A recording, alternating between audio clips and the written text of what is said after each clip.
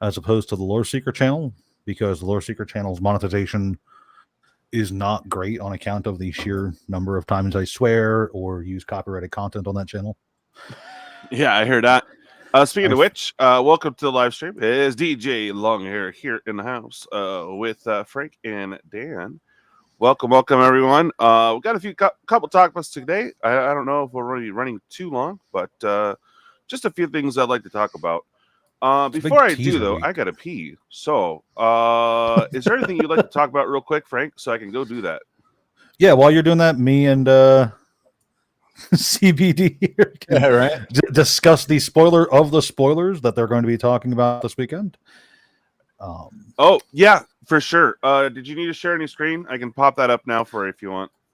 I don't have any screen to share because I don't have it pulled up.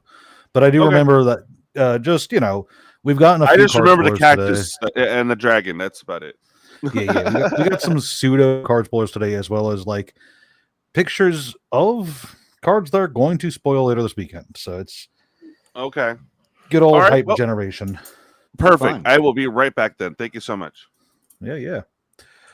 Have you seen any of the card spoilers? I've seen some of the card spoilers. I haven't been much of a Final Fantasy fan since like back in the old Nintendo days before they went over to Sony. So it's like I didn't follow that franchise too well. Understandable. So I've been seeing what they've been releasing for the spoilers, and I'm like, okay, yeah, I don't get half the memes that they're trying to put out there, but certainly. Like, I don't know what's the one I think is Hildebrand Manderville. I have no idea who that is, but like I know who Tifa Lockhart is. I know who Sephiroth is. I know who Kefka is. Right. So some of the spoilers we're getting today are very interesting, but the one in particular, and now that I think about it, I really should have put this up on the screen share, but it is what it is. We could talk about it when he gets back. The Xenos Galvus card. Have you seen that? I don't think I've seen it. No, if I did, I didn't recall because, like I said, I wasn't really following the Final Fantasy stuff. To be honest, that's fine. That's fine. I'll just I'll read it off to you. All right. Yeah. It is a Xenos Galvus is a legendary creature, human noble warrior. He costs 3 generic mana and 2 black mana. He is a 4/4. His ability is My First Friend. When he enters, choose a creature an opponent controls, and until end of turn, creatures other than Xenos and the chosen creature get -2/-2. And when the chosen creature leaves the battlefield, you transform Xenos. Got all that so far? I'm catching it. Yeah. Okay. So when he transforms into Shinryu, Transcendent Rival, which is a legendary creature dragon with 8 power and toughness and flying. And as he transforms, you choose an opponent. And his ability is when the opponent loses the game, you win the game. Isn't it great? That's the ability. You'd think that that's like kind of like just something that I guess you win the game, dude. Yeah, did you know that in Magic the Gathering, if your opponent loses the game, you win the game? I'm really proud of Wizards as putting that as reminder text on a card. Well, here's the thought. I mean, I might have lost, but I didn't not win. Yeah, I don't know. It's very obviously a commander card, which is very disappointing considering this is going to be going into a standard set. And as I've said before plenty of times, I think it's a bad idea for Wizards to design cards for commander in formats that aren't commander. I mean, Final Fantasy has 4 dedicated commander decks. Why not make this one of the cards from those decks rather than putting it in the main set? Right? Yeah. What would you think would be their because a lot of people have been talking about, okay, well, why isn't this set going to be available to play here? Why would you think that they're doing that? Because I mean, I don't know much about that aspect of the gaming industry. Like, what are you referring to specifically? The fact that it won't be on Arena? Because I think Final Fantasy will be on Arena. You're talking about the Marvel stuff because the Marvel sets will be on Arena. Yeah. Not going to be on Arena. I mean, I know that it's contractual issues. It's going to be all about digital distribution rights. It's going to be all about digital rights for the cards, and because Disney, as the owners of Marvel, are going to want a very tight grip on anything resolving around digital distribution for their properties. Because here's the thing: when it comes to physical distribution rights, there is a very clear time where that can be, relevant. Wizards can do only so many print runs for a given Marvel set before they kind of run out of steam, right? Yeah, they'll run out of steam real quick with the way the Disney they like to, if they're doing a collectible series or if they're doing stuff like cards.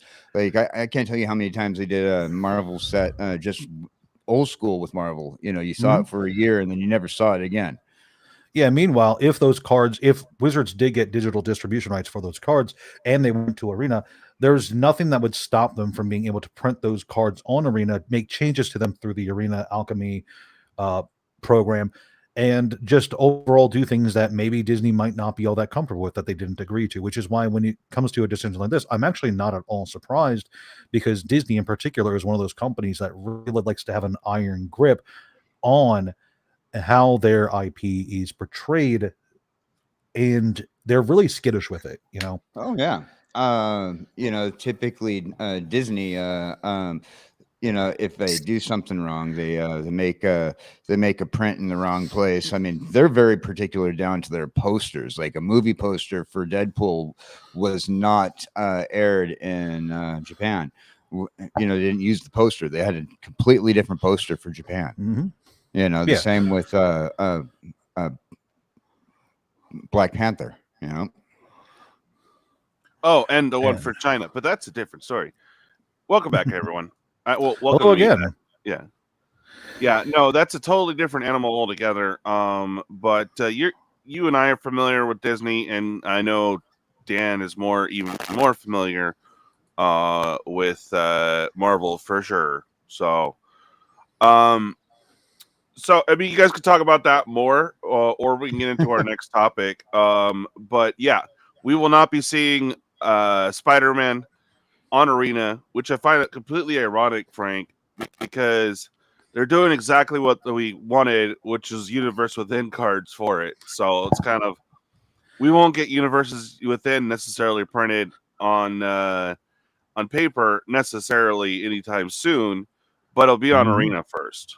So, and it raises a bigger question of, is it really going to be worth it to acquire those distribution rights for Universes Beyond if they can't even use them on Arena? Which I don't know if you guys are aware, but Wizards really has been making a lot of hard pushes for Arena relevancy in the last 3 years or so.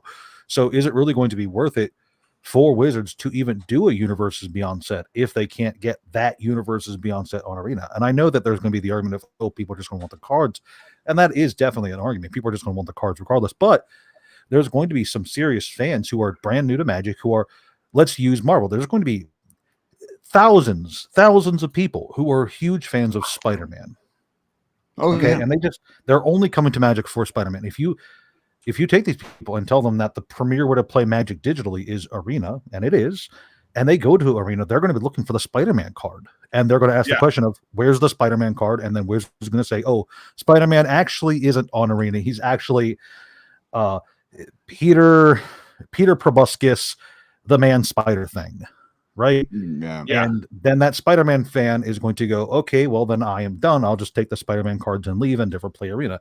I think overall this will hurt Arena in the long term. Maybe not significantly. I don't think it's going to be a significant point of damage, but it is definitely going to turn away fans from Arena who otherwise would only be interested in it because of their IP of choice. Now, I don't think there's going to be too many IPs for Universes Beyond that won't end up on Arena in the long term, because Disney, like I said before, is kind of a special case where they're kind of really jumpy with their own IPs. But like, I could see something similar happening with what's another good example? Well, Last Airbender, but I think that they would be open for it. So I think the Avatar set will be on Arena. Yeah, because I mean, it's not like they're a big IP, but they're looking for other. But they're owned by Paramount, and Paramount's done a lot of collaborations with Magic and even Hasbro. So I think that you're more likely to see something like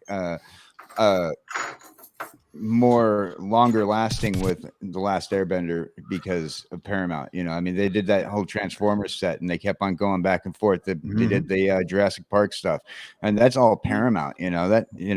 And I think there's also a relevancy thing. Marvel doesn't exactly need any kind of advertisement right now, right? The MCU is still one of the largest properties on the planet, and most people have at least heard of it. But have most people heard of Avatar: The Last Airbender? And I know the three of us probably have a bias. We probably are very familiar with the show, and I have a DVD box set like 2 feet away. To be honest, I don't follow it. I think I saw that there was a movie and a show. What? Yeah. Okay, so what you're going to do is immediately after this live stream, you're going to watch all 3 seasons of Avatar: The Last Airbender. Oh God. And then let's not would the forget average the person spin-off. be aware? Would the average person be aware of Avatar: The Last Airbender? I think the answer is no. So, Paramount might want Avatar to be on Arena just to get that little bit of extra, basically free advertising. That's what I'm saying. It is free advertising. Because I mean, honestly, the last thing that Netflix did for which I didn't see, but it didn't really do it much justice, and they are trying to get the IP out there again. Yeah. So yeah, they're probably going to allow out for digital rights, but Marvel has Snap and the Marvel Rivals. They have a few digital games that they don't mess with.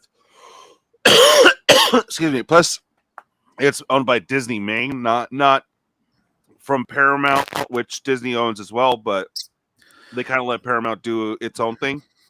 Yeah, but to wheel it back around to like what will and won't be on Arena in the long term, I think the larger the IP is, the more likely it is that the IP holder will be hesitant to allow Wizard access to digital distribution rights. And there's not a lot on that list that are really, really huge. There's Mickey Mouse himself, there's Pokemon, there's Harry Potter, I guess. Call of Duty might be a pretty big IP. Batman, maybe. I'm trying to think of what we had the pseudo Harry Potter set. They obviously could not get the licensing for Strixhaven. So, I mean, sure. I'm just saying, like in theory. I'm just saying, like in theory, like what's over there, like over 10 billion that would be likely to be in Magic that they wouldn't get the distribution rights. And like I think in that theoretical situation, there's like, is TMNT over $10 billion? I don't know. I'm not gonna. Teenage Mutant Ninja Turtles. Yeah. See how much it's grossed like in terms of revenue. Yeah, I mean, and also the only problem is Transformers. They can because that's owned by Hasbro, right? Yeah. Transformers. Oh yeah, suppose you're right. Yeah, Hasbro, so they have Transformer crossovers and its own game even.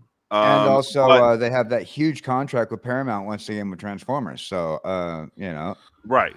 But we won't see, like, for example, an older IP not over 5 billion or at all, but like they wouldn't be able to do Masters of the Universe because they do very, very limited stuff with Mattel.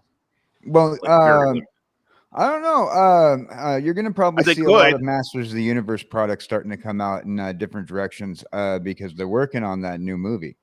I think it's almost ready for release, from what I understand. So there's a possibility that you'll see Hasbro trying to push that, or is that Mattel who's doing Master of the Universe? Oh, I would. Well, Master of the Universe is Mattel, unless there's a big call for it.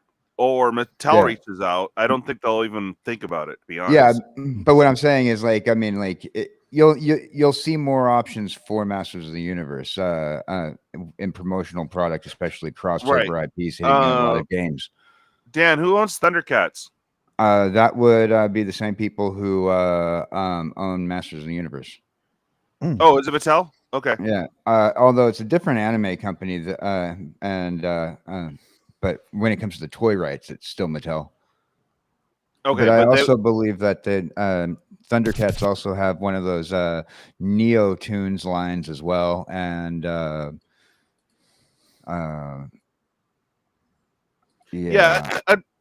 thinking nostalgia. They'll want to hit a lot of the 80s and 90s cartoons. So, I mean, I can see that happening. But again, it as Frank here says, it depends on who owns it. Right. As far as digital rights go, like if it's a not necessarily failing IP, but if it's an older IP, they'll probably go ahead. The more expensive, the better. But like things like Marvel, They probably have an issue if they manage to get DC because they are pretty tight on their digital licensing too. I think nowhere near as bad as Marvel, but Warner Brothers. Warner Brothers honestly, I don't. owns DC. Yeah. Yeah. But I mean, I don't know. I think if it makes them a buck, they don't care, kind of thing. You know. I don't know. I mean, unlike Disney, it's like the willing to collaborate is really hard for Disney. Where like Warner Brothers is willing to collaborate with just about anybody. I mean, they've have their characters at a Universal Park forever, and then also at Six Flags. Then they've had their characters. Tried to do collaborations with their characters on Disney projects all the time, like Who Framed Roger Rabbit, which was a collaboration. But they don't do it too often. Disney doesn't do it too They're often rivals. unless they get to have it on their main label. Like, I mean, Who Framed Roger Rabbit is looked at as a Disney movie. It's not looked at as a Warner Brothers movie, even though Warner Brothers had about the same amount of work into it. With their animation staff. So I mean, it's like, well, hey Bob. Also, hello, K Torque, Genesis Nightmare, Robert Stable. Where you at, bro? Work? What's that, man? The hell? K Torque. Sorry, I just didn't say hi earlier. And then also, cheers, everyone. Cheers. Okay, now we got that knocked out. Yeah, no, it's going to be very interesting because we will be seeing more Universes Beyond next year. And Frank, I think with the Marvel, they how long do you think they're going to do? Like the next couple of years? For what do you mean? What are you asking? They had a limited contract with Lord of the Rings. Oh, are you asking about how long the print run will be? If I had to guess, with the exception of like, so we know that the Warhammer contract was for about a year. There was about a year's of printing for the Warhammer decks. Yeah. Okay. And there was about a year or so for Lord of the Rings too. So I'm going to go ahead and assume that the Marvel printing will be for about a year as well. But much like how Lord of the Rings, that whole year thing, keep in mind that it's only going to be for like the play boosters. It's not going to be for the collector set, because those are, I'm pretty sure that those are just going to get one flat wave. So I don't think we're going to see anything like endless waves of collector boosters hitting the market, because especially since they're being really hush hush about it. They're being really quiet, really tight-lipped about what's even in the set. In fact, if you guys didn't see, Mark Rosewater didn't even do a special preview post for it. And he's done a preview post for every single Magic set for like the last 12 years. Right. So they're being really tight-lipped about what's even in this set. And it's coming out in a few weeks. Yeah. Well, they're also pushing forward the spoiler time because, as I mentioned in the title and the description here, is that we are going to see, or the spoiler season will potentially start Saturday. Because just from deductive reasoning, I don't think they're going to spend 2 hours, because that's what they have timed or planned for Saturday's show at PAX. I don't think they're going to talk about art for 2 hours. I mean, they can, but we will have spoilers, and supposedly it's the debut. So I think it would be kind of funny if they just had Yoshitaka Amano up on stage for 2 hours just talking about his new Kafka art. Yeah, right. I mean, it would be amazing, but still amusing. No, I think we are going to see a bit of an early preview, but as for what's like going on the set, I think this Saturday is going to be a very interesting Saturday, because what is in this set that they're being so hush about that they think people are going to be super hyped about. So if we can use some deductive reasoning, okay? Go down the list. There's going to be extended art cards. There's going to be alternate art cards. There's going to be there's probably going to be a special foil applied to it. There is at least one serial. Yeah, there's going to be serial numbers. So what else is going to be in there? What other gimmicks have we seen in terms of collectible cards in the last 30 years that we think might be in this set? I think either signed artist signature cards, which is something we see a lot in games like Weiss Schwarz, or B, I think we're going to be like special variant cards, similar to what we got with the Masterpiece cards, where they're going to be very, very rare, very, very limited, not serialized, but might as well be as hard to pull as serialized cards. Yeah, because what is the main artist's name again? I'm sorry, but I don't know. Oh, Amano? Amano, yeah. So Amano, we already know he has two different arts. One of them being the ancient copper dragon. So that's going to be highly sought after. I mean, I want one. Oh. But we know there's going to be a special art variant and all that. So yeah, Amano is kind of a prolific artist. I mean, if you're a Final Fantasy fan, there you're a huge fan of his work, and it's not like he's foreign to the Magic sphere. I know he's done because he did the Liliana Dreadhorde General Japanese art, and you know that's not exactly an easy card to find these days, because in part because of how hyped people were about it. Yeah. So. And hello, Blaze Burger. Welcome. I hope you're having fun, man. And, hey, what's up, Fish Games? Are they reprinting dragons? So far, we know they're doing the Goldspan, or not Goldspan, but the Ancient Copper Dragon. Is going to be in Amano art, and of course, only in the collectors. And a special variant. So I don't know if they're going to do other variants of it, but more than likely, it's going to be the one variant. Treating it like a special guest, basically. Now, the other thing, too, is really confusing is I've seen a couple other people talk about possibility of a list as well, even though they got rid of the list. So I'm a little confused there. Like, well, Universes Beyond is a pseudo list, right? Where it's unlikely that they're going to reprint the cards as is. And well, that's a pseudo reserve list, yes. But I'm talking about the list. Like we're talking. Oh, sorry, I misunderstood what you were saying. No. I mean, good thing to talk about. But yes, no. The actual list, like from old set boosters and stuff. I don't think they're going to bring that back, if only because we saw the list as a good experiment, and it really did not pan out well. It didn't drive enough interest in the sealed products that it was featured in, and there was a lot of complaining about the list. There was some good cards in there, but there was a lot of people online just complaining about the fact that like you could pull cards in the list that were fresh. Like we're talking like 1 or 2 set old cards. Oh, we complained about it so much. Exactly. Everyone was complaining about it. So yeah, I think there was more complaints than there were compliments when it came to the list. And Wizards is unlikely to return to that experiment for a set like Final Fantasy, which they kind of, I won't say that they need it to be successful because it's already successful according to them. According to them, it's the best selling set ever.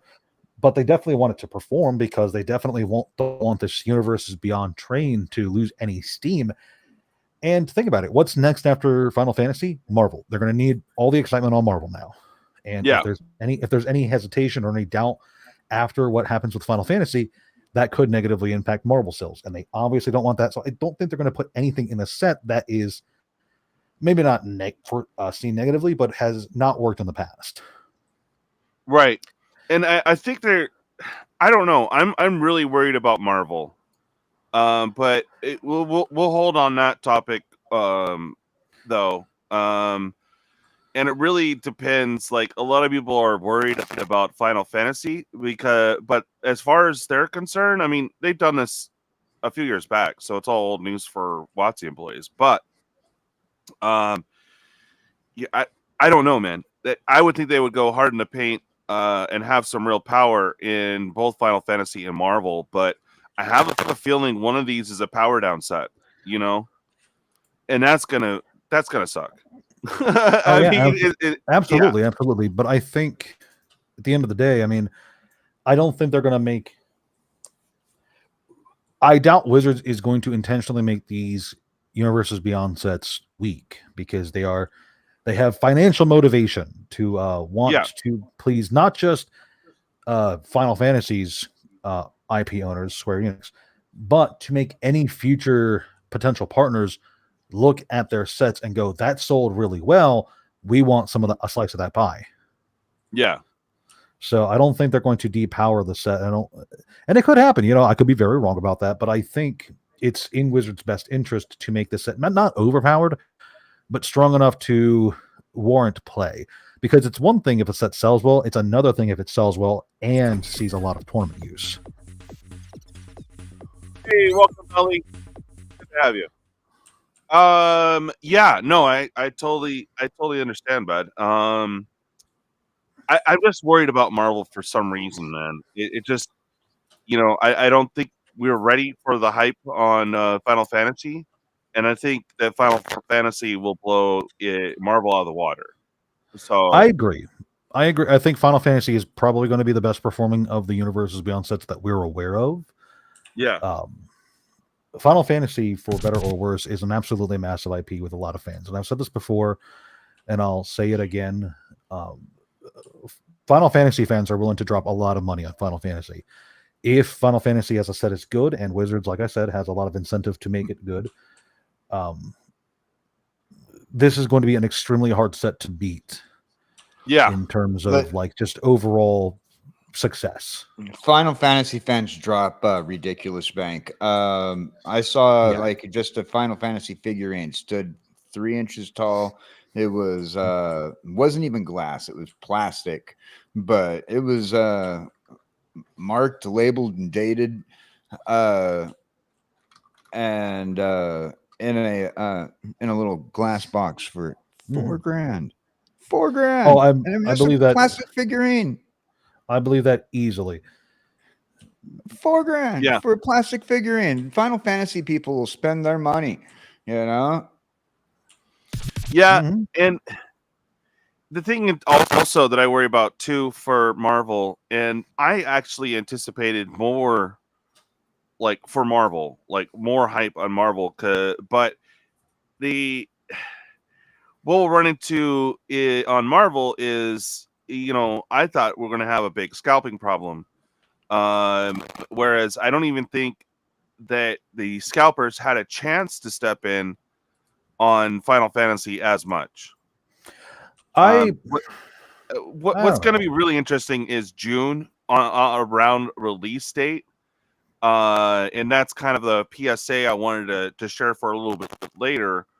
But there's going to be so many canceled orders. We only had some information from one distributor so far, and it was pretty bleak.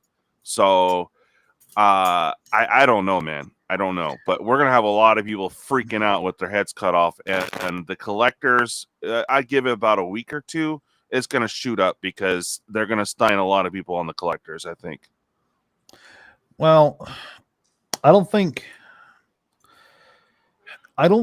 order cancellations are going to be as big of a problem, especially since right now the market is ravenous enough to absorb any extra boxes that get dumped on the market. I mean, I've talked to several game stores now. Okay, yeah, both of the local game stores in my area are each getting one case of the collector boosters. That's it. That's now. all. Is that a full case or an inner case of 6? Full case of so that's 4. 24, right? 4 boxes. The 4-box case thing. You're talking about the EDH set. No, I'm talking about the collector booster boxes. I thought it was 6 boxes to a case. Oh, well then they're only getting 4 boxes each. I assumed that 4 boxes was a whole case. Oh, no. 6. 6 is supposedly an inner case, but yes. Well, no, then they're getting 4 boxes, which I assumed that was a case. I guess I was wrong. Both of the 2 stores in my area that are doing Magic right now are only getting 4 collector boxes. I do not know how many EDH decks they're getting. Oh, that's a different topic altogether, Ellie. But yes, I do agree that people are losing interest in Marvel. Well, yeah. And Bob, give me a second, bud. Yeah, it's not like Marvel's been doing a great job of endearing themselves with the fans. I particularly think the company that's got its hands up there is definitely hurting itself. But then Marvel's been a struggling series of IPs since the 70s, legitimately. On and off, yeah. Yeah, I mean, the whole reason. I mean, Marvel almost went under. The whole reason why Yep. different film companies own the theatrical rights to the characters, and everybody's always upset. Well, this is not the way it was in the comic books. That's because they don't own that character. Forget about it. Yeah. Walk away. Stop complaining. Yeah, no, he's right. There have been ups and a lot of downs for the Marvel franchise. Definitely more than, like, again, let's do the comparison here. There have been more downs for Marvel than there have been for Final Fantasy. Yeah, You know, it's an easy comparison to make. It's true, and you don't have Final Fantasy fatigue. You have superhero fatigue. Why? Because they're not making Final Fantasy games all the time. Well, I've got Final Fantasy fatigue, but that's a story for a different day. I mean, you get Final Fantasy fatigue after about 3 days worth of staying up all night and Red Bull Final Fantasy. Yeah, you know, guys, you don't understand. Just one more dungeon. You know. Hello, my name is Gork on Final Fantasy. That's my screen name, and I'm addicted to those dungeons. No, it's true though. I mean, you know, like you get Marvel fatigue, you get superhero fatigue. We've been talking about it since the early 2000s when we were kind of just like over it, you know. You know, I don't think I wouldn't even call it superhero fatigue. It's more of a mid-media fatigue when it comes to Marvel, because part of the reason so many people are sick of a lot of Marvel content is just because a lot of Marvel content, especially from like 2021 into 2024, a lot of it was just bad. Yeah, just really bad. Yeah. And how many times are you going to reboot? Like seriously, too often. Not just the movies, but the comics too. Yeah, exactly. Then, you know, you have 40 years worth of comic books. I'm pretty sure there's quite a few lines that Hi, Bob. that can work. Hello, Bob. How are you? Hey, Bob. I just want to say two things. First off, love the fact that it recognizes that I am the G. Second thing, please don't invite anybody named Arthur or Albert or Alan, or it's going to look. Oh no! But at any rate, now a couple of things I wanted to comment on. First of all, I believe there was a miscommunication or a misunderstanding there, Frank. I think what DJ was referring to when he was talking about cancellations is the opposite of what you're thinking. It's not the fans who are going to cancel their orders. It's going to be, I don't want to say distributors, but potentially. No, I understood what he was saying after I said something. Canceling. I picked up what he was putting down after I thought about it for a second. I realized what he was saying. Like I said, I had been preaching that for months even before we got, just from the general feeling from the people that I had talked to about. Yeah, there's going to be bad faith actor stores. It's just a fact of the hobby. Well, I just mean that every place that I was going to prior to even, what I think it was back in February and March that. There was already scuttlebutt that it was going to be extremely difficult to get your hands on. What bothers me most, though, and it still irks me, people were pissed off about $1,000 for M30. And here we are for standard collector boxes at $600 to $700 before it's even for sale. Yep. Yeah. Okay, and nobody's breaking out the pitchforks and the torches.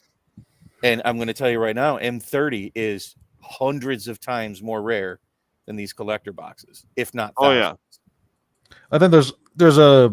I don't get it. You got to remember, there's a bit of demand discrepancy though. A lot of people just straight up don't care about Magic 30.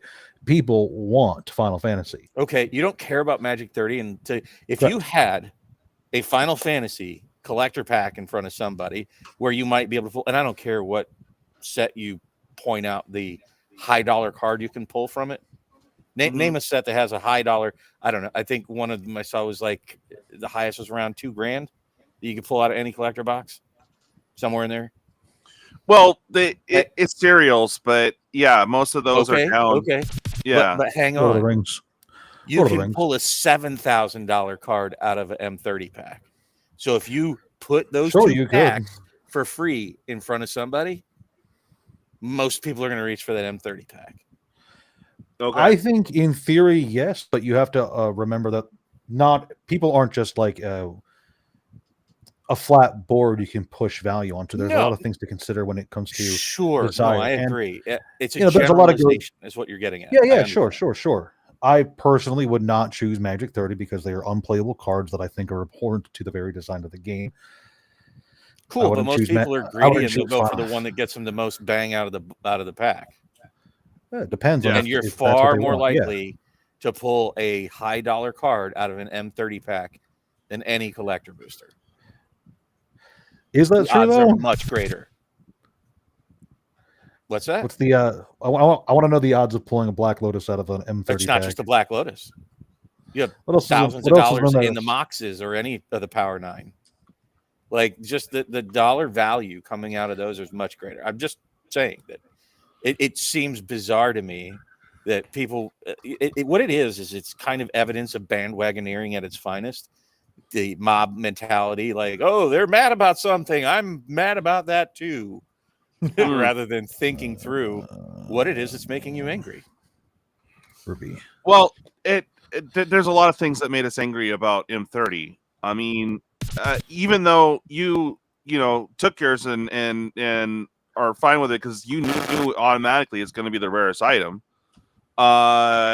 People just it was just the greed. I think most people, like, if they had it reasonable, like even if it was like I don't know, 200-300. Here's what I think it is Yeah. it was the first, just like I don't know. Okay, and so let's erase M30 and let's go back to Double Masters VIP packs.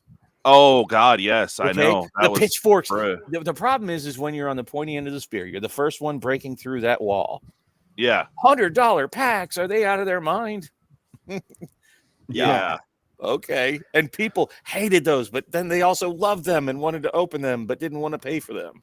And so we have this weird dichotomy, and it's funny to watch. But soon real quick, we're going to be at $1,000 collector boxes for standard sets. That's going to happen. And Bob, just real quick, Ellie Shu Salas here. Welcome to the fams, brother. Or if you're whatever you identify as, no offense, but Final Fantasy is making people get into Magic, like Warhammer made him get into Magic, or her. So I just wanted to point that out real quick, that Final Fantasy is going to bring us some new blood for sure. Sure.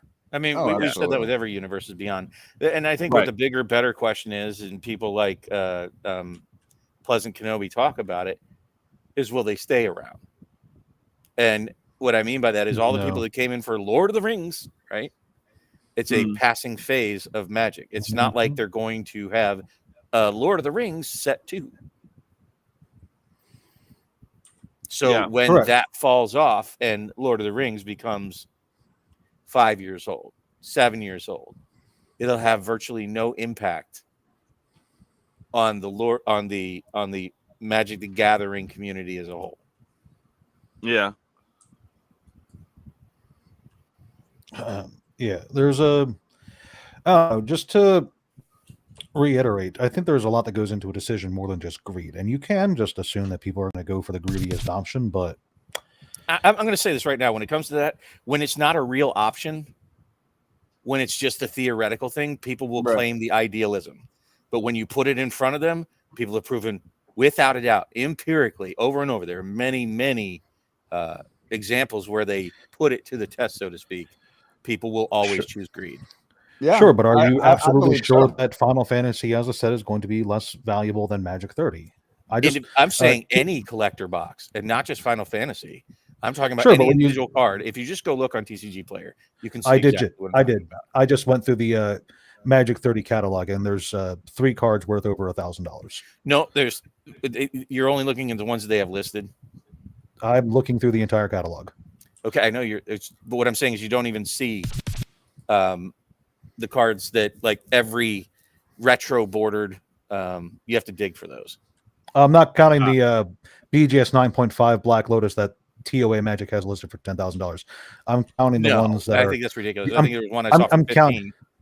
I'm Yeah, counting the $7,000 one that hasn't sold yet. I'm Okay. looking at the. I'm going to Time promise Walk you there's not going to be a $7,000 card in all of Final Fantasy. We'll never make a promise about that.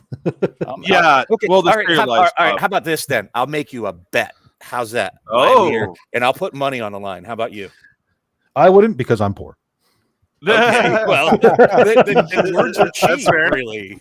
Yeah, absolutely. And look, I said this before, like not even 20 minutes ago. I could be wrong, and if I'm wrong, then I'm wrong. I'm not saying that's I'm fine. always right. What I'm It's just saying I'm is, willing to gander that show we don't show know. me any collector set that has a $7,000 card in it. Lord of the Rings. 7,000. Oh, are 2 you million. talking about the 101 ring? I absolutely, if we're going to use crazy hypotheticals, I'll use the crazy one-off situation. Okay, I think it's fair. that's okay. That's absurd, and that's reaching for the extremes. So, But it's extreme okay, to- how about I'm talking Let- about opening packs out of Yeah. a collector box versus opening packs out of the M30 for the price disparity of only $300. And actually, Totally. if you go to the Lord of the Rings Christmas version, it costs more than an M30 box. Yeah, which is also insane to me. I'm not going to be Okay, I'm just saying not gonna where the lie. prices are and where the numbers are. You can try Yeah. to refute it for some weird corner case if you wish, but I'm saying the reality doesn't align with the numbers. sure. I don't know. Where do the numbered soul rings lie?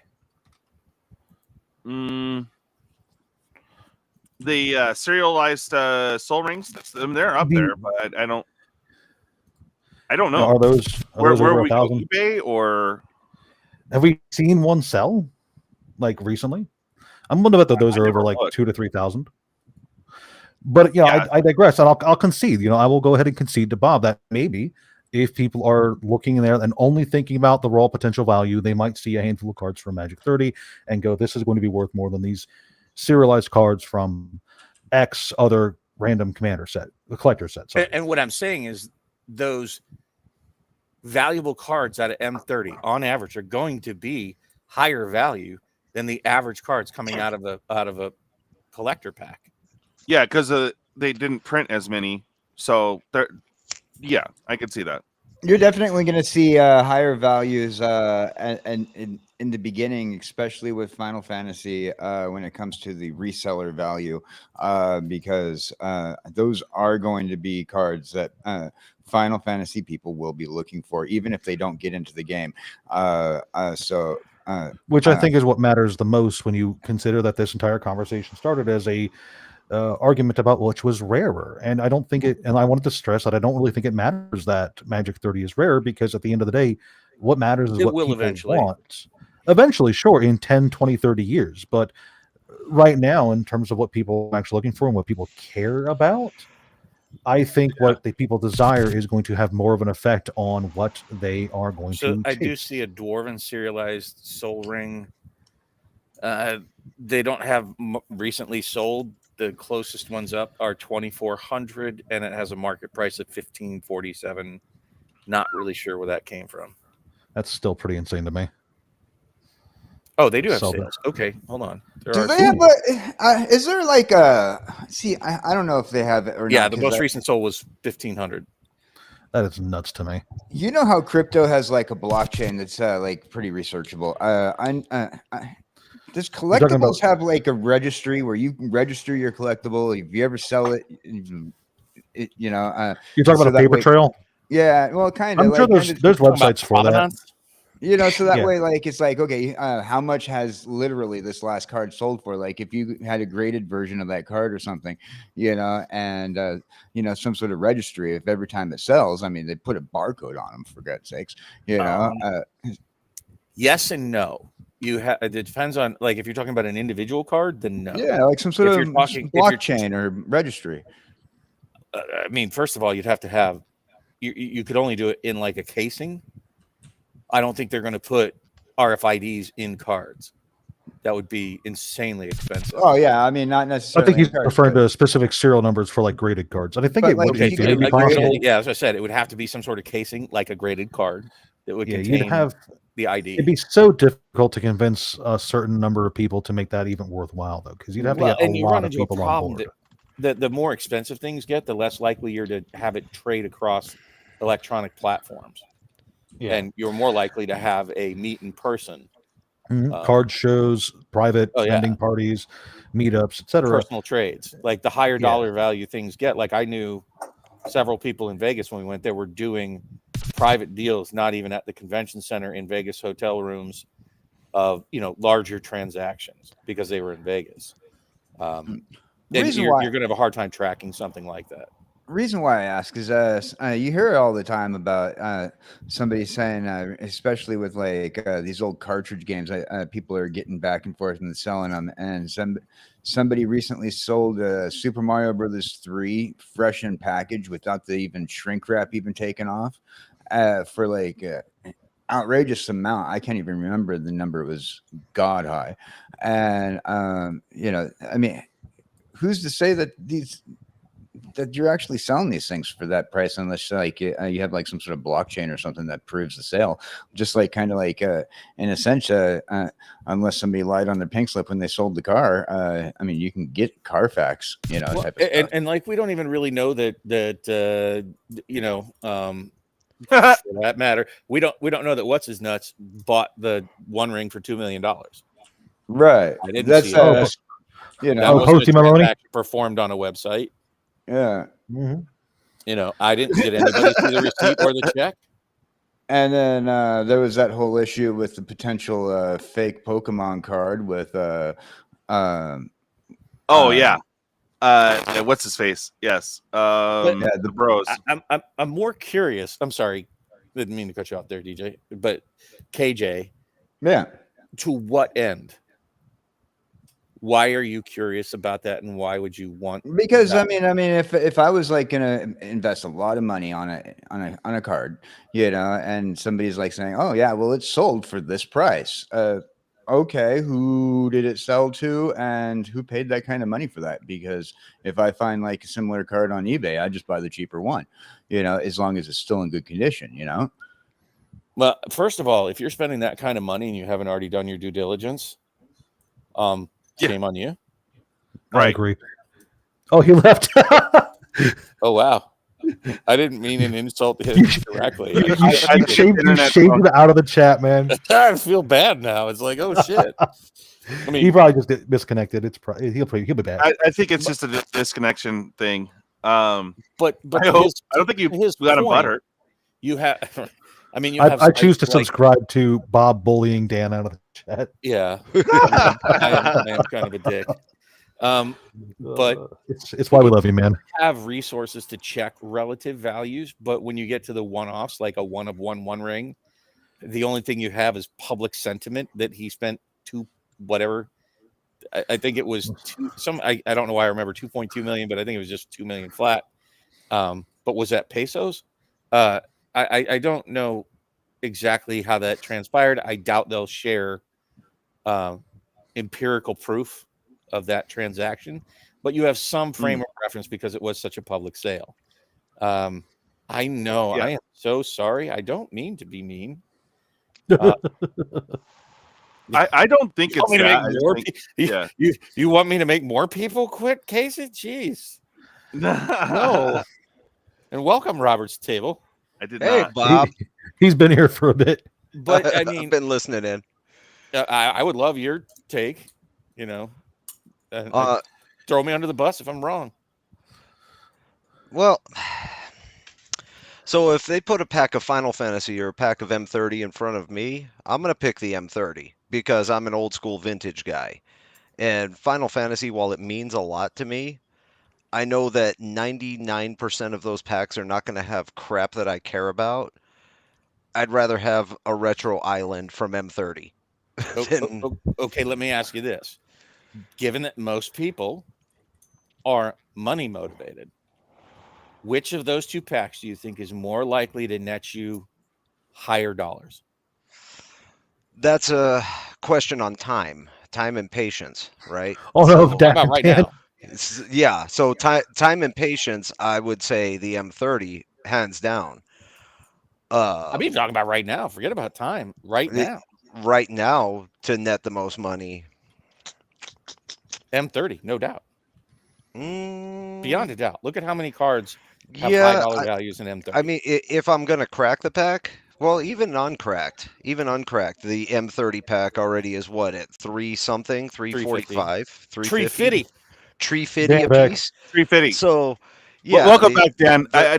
your base value is already higher than the base value of the Final Fantasy pack. Agreed. So you can. Am I back? Yeah, you're back. Yeah, I'm You booted sorry. me to the backstage. I'm issuing you a formal Somebody public booted me to the apology, backstage. KJ. And oh, you know what? No, I was trying to agree with you. That's why I was asking if there was a blockchain, because I wouldn't put my money into something if I couldn't prove that that came from somewhere. I wasn't being disappeared. Somebody booted me into the backstage, and I was sitting there in the backstage sending DJ Discord messages going, dude, I'm in the backstage. Yeah. You know? Yeah, no, I honestly, I wasn't even near my mouse.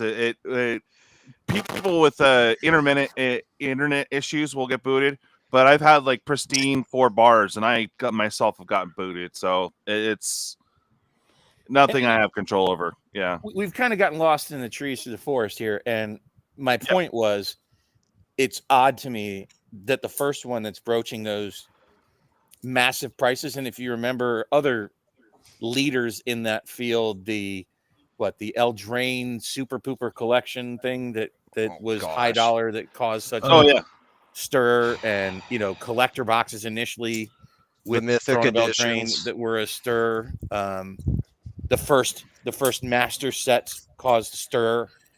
The Guilds of Rav, War of the Spark Mythic editions caused a shake up. The Shards of Alara collector pack. It's the sticker shock of the first one out there. And how quick, what I'm pointing out is how quickly we've now taken that similar price point and just kind of shoved it off and said, I'll buy 100 of those at that price. It's so bizarre, and you're only talking like 2 years ago. Well, it dials back to what you were saying just a bit ago of public sentiment. Public sentiment changes very rapidly, and what was completely unacceptable even 2 years ago is just commonplace now, and it is unfortunate. I don't think I'm alone here in saying that I don't think a box of cards available in standard should not be $600. I don't think I'm alone in that sentiment. Oh, brother! But the market, the crowd. But the market disagrees with me, and it doesn't matter what I think. I think what matters ultimately. Statement. I think blanket the entire market doesn't agree with you. I would bet you there's far more that do. The bigger problem is market that they have built a model that plays right into the hands of botters and scalpers. Mm-hmm. And we're seeing it actually. If you think it's bad here, go look at the Pokemon market. It's effing absurd. I'm eyeballing the Black Bolt and a White Flare sales yesterday or the day before. I assure you, I'm aware of the Pokemon situation. And what I'm saying is, if they're not careful, they're going to fall into the same, pitfall as Pokemon. The Pokemon people are scary.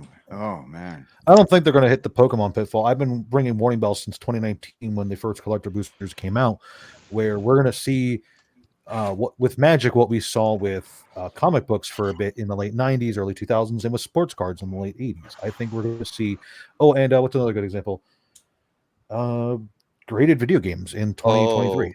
How about one of the first ones, Pez? Oh, this guy's... He knows. So actually, I think what's going to happen... babies. Do you know what the OG is? See how many educated folks are. Say tulips. Yeah. Okay, you're correct. Hell yeah. Specifically where? Yep. France. I want to say France. Nope. Italy. Nope. Denmark. Yep. Nice. But yeah, so I think if Wizards keeps pushing this gravy train as far as they can, they're eventually going to hit a point where they can't get more general excitement. It's all going to be artificial, and once that artificiality leaves, we're going to see what happens to Magic, exactly what happened to Pokemon back in what 2022 into 2023, where there was a total deluge in terms of market value. Look what happened to Scarlet Violet I'm Base. going to for kind of 2 disagree years. with you, and I Really? can explain why, and Yeah. why it doesn't. It won't be the same as any of those, because Magic will still be a immensely popular game, so it will not go the same way. Like, you don't see people playing Pokemon. Get out of here. Anybody who says they do, it's one-off corner cases. Garbage. Get Yeah, out of but they're more collecting the stuff, trying to live nostalgically through their pack openings. Correct. They're Am not. I the only one with a local game store that plays Pokemon events these days? Yes. And you know, there Oh, there no. are some, but they are nowhere near on the massive popularity of Magic games. No, I mean Pokemon. Like the way people were playing and collecting back when my son and I were playing and collecting the game together when he was a kid. I'm telling you, like that whole collecting market for Pokemon has like changed. Like the mentality of it is more nostalgia. Man, I wish I lived where you guys live, because around here we can't get Magic events to even fire off. It's all Oh Pokemon my God, and there's Yu-Gi-Oh. probably It's all- 50 to 1 Magic games in the Northeast Ohio area. And Yeah, just go to some place, like, it didn't even have to be in Northeast Ohio. Go to Gen Con. Oh, Just Gen even look Con. at a Gen Con catalog. I was at SCG Con last year for a completely unrelated. I was there for a Flesh and Blood event, but when was Karlov Manor? Because it was for the Last year. Karlov. last Oh year. god, it Yeah. was last year. Yeah, because it was for a pre-release for that, and they couldn't get pre-release to fire. I'm not certain where it might be local, but look at something that's more global, like I said, Gen Con. Just go get a Gen Con catalog. There'll be tens of thousands of Magic games firing, and maybe a couple hundred Pokemon. Yeah. I won't doubt that. I've never been to a Gen Con to disagree with that. I just think it's really crazy that around here Magic just doesn't happen. I don't Yeah, know what to there's say. certain areas like that. Like our friend of the channel, Speed Robo, he owns a LGS, and he does have. Granted, he's not a WPN, but just in general in his area, Magic isn't that huge. Like, people would go to the main store, probably the WPN store, but still, like, people like going to fringe stores to play Commander, and he barely has that even. So, Well, like, And I'm going to say, maybe in your area, it's just a mostly kitchen table playing Commander. yeah. But once you see for him that area, yeah. when you see him But it does happen. when you see him in collected areas like Las Vegas or Yeah. Gen Con or Essen, or these places where you have multiple games competing with each other, even at the more local con here called Origins, it's lots of Magic and very few anything else. Even my beloved Lorcana is just a corner case, but it's Magic by far is much more massive in the gameplay sphere. But I agree with your basic sentiment that right now WotC and for a time has been living on gimmick. I think ever since, what they call it, Project Booster Fund, whatever the hell you call it. Yep. Yep. The big red flag. It became very gimmick driven, and unfortunately, many of the decisions that they made have driven out much of the legacy Magic enthusiasts, especially the collectors, have taken a big middle finger from WotC in the last 5 years. Mm-hmm. Well, and they've also jumped shark. A lot of them have jumped shark to other games or to other hobbies in general. Sure, and absolutely. I've talked on my channel before about the trust thermocline as a concept, and something that really goes into as a factor into that idea is the fact that a lot of people, once they lose all their trust in a company or an IP, they're not coming back. Nope. It doesn't matter if you introduce something that they would love in any other circumstance. They've already gone through the breakup. They've experienced sunk cost fallacy. They've experienced all the highs and lows. They're done. They're not coming back. And I don't want that to happen to Magic. Well, and neither do I. Trust me. But I think we're on the same. We're on the same side of the fence from different angles. And what I see as worse is that it appears that they are appealing more to the gamblers They're Mhm. appealing, the addicts that want to crack a pack and hit big dollars. They're appealing more to the dopamine fixes, like cracking packs online and seeing people get hits. Or they're also appealing to people on gimmickry, which means once the gimmicks run out, like I said, perfect example, Lord of the Rings. When they don't see another Lord of the Rings set, when it doesn't, the thing that got them in, and they go, what happened? Lord of the Rings is like a wet fart at this point. It's old news. And it's going to be the same thing for Warhammer. It's going to be the same thing for Doctor Who. It's going to be the same thing for all of these Universe Beyond. If they brought them in, some will stay. Alexa, shut up. Alexa, stop. But my point is, I have Audible for that. When you rely on gimmickry, right, that fades quickly. Additionally, it wears thin. Let's take something like even the collector boosters, or how about before that, the full art, or even before that, foils, right? Now you have absolutely flooded the market with all of those, and it makes people numb to it, and it takes away the excitement. And it once the also excitement goes, that's why cannibalizes they a lot of the join. market.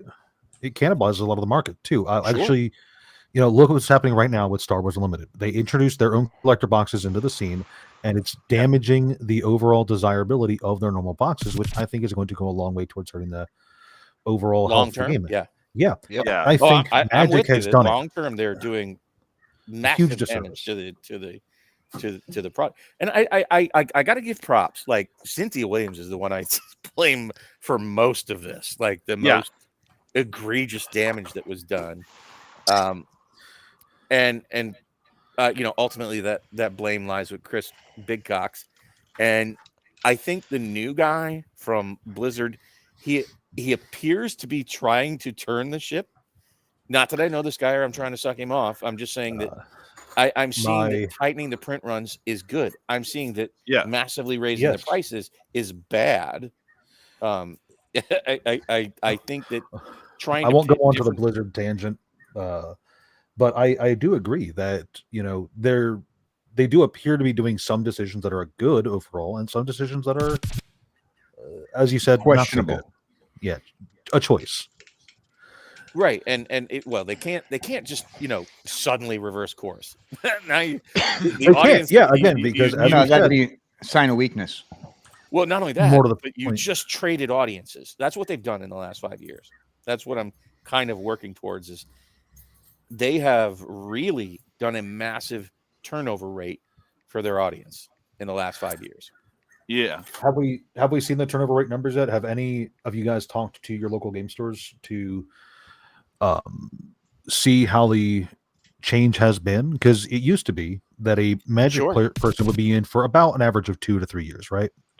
Right, and what I've heard from several game stores now, it's been probably a year or two, honestly, since I have asked this question, but it had been going on for a while. And what all of the LGSs that buy singles, he said that I've never seen people selling off their collections like they are now.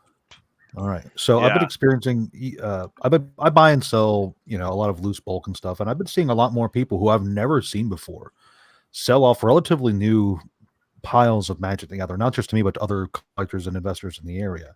And I'm curious to see how that looks like on a kind of, at the very least, like a national level, because I'm curious to see, exactly what is the turnover. Because is this doing significant damage? And if it is, I think Wizards is going to pay attention in the very near future. I don't know. This has been going on for years, and many of the whales have gotten out, a la Rudy, a la Alpha. What's his name? Alpha Hoarder. Which one? Alpha Hoarder? As Alpha Hoarder, is that the guy's name? There's a channel. I believe so. He's not very vocal in the Discord, but yeah, we helped him get a lot of peeps there. I know he talks a lot about vintage. Yeah, well, and he talks about the availability of it, and you hear many of these old timers talking about that, how just cards that you've never seen on the market over the past 5 years hit the market. Yeah, and I'm not talking about like people that got in recently that turnover. I'm talking about turnover of your 30-year veterans your 20-year veterans, who Which just is something feel concerning, betrayed and said, "I'm out." And once they're gone, they're gone. Once they're gone, they are not returning. Yeah. And you're trading those for a much shorter term audience. And like you said, people are selling like their whole 20 Lord of the Rings collector boxes that they bought. They're already out. It's like, oh well, okay, cool. My most recent Magic acquisition was actually 3,000 Bloomborough cards that I immediately sold. So yeah, Crazy people are to think in. about. They don't see. They got in for the flash. It doesn't. And they then- realize and that then over time, it's 3 months it's a later, money they're drain. done. Like Yeah, a lot of flash and sizzle, but no roast going on, well, then it fizzles. Yeah, yeah, exactly. Flash, was it flash, sizzle, fizzle? Yeah. Which I suppose, Bob, Robert, Longhair, and Dan, I suppose I'll ask you guys a question here. What do you think would be the most optimal way to ensure longevity with newer players at this point? People who are just coming into Magic because of Lord of the Rings or Warhammer or Final Fantasy. What do you think the call would be to get them to become long-term entrenched players?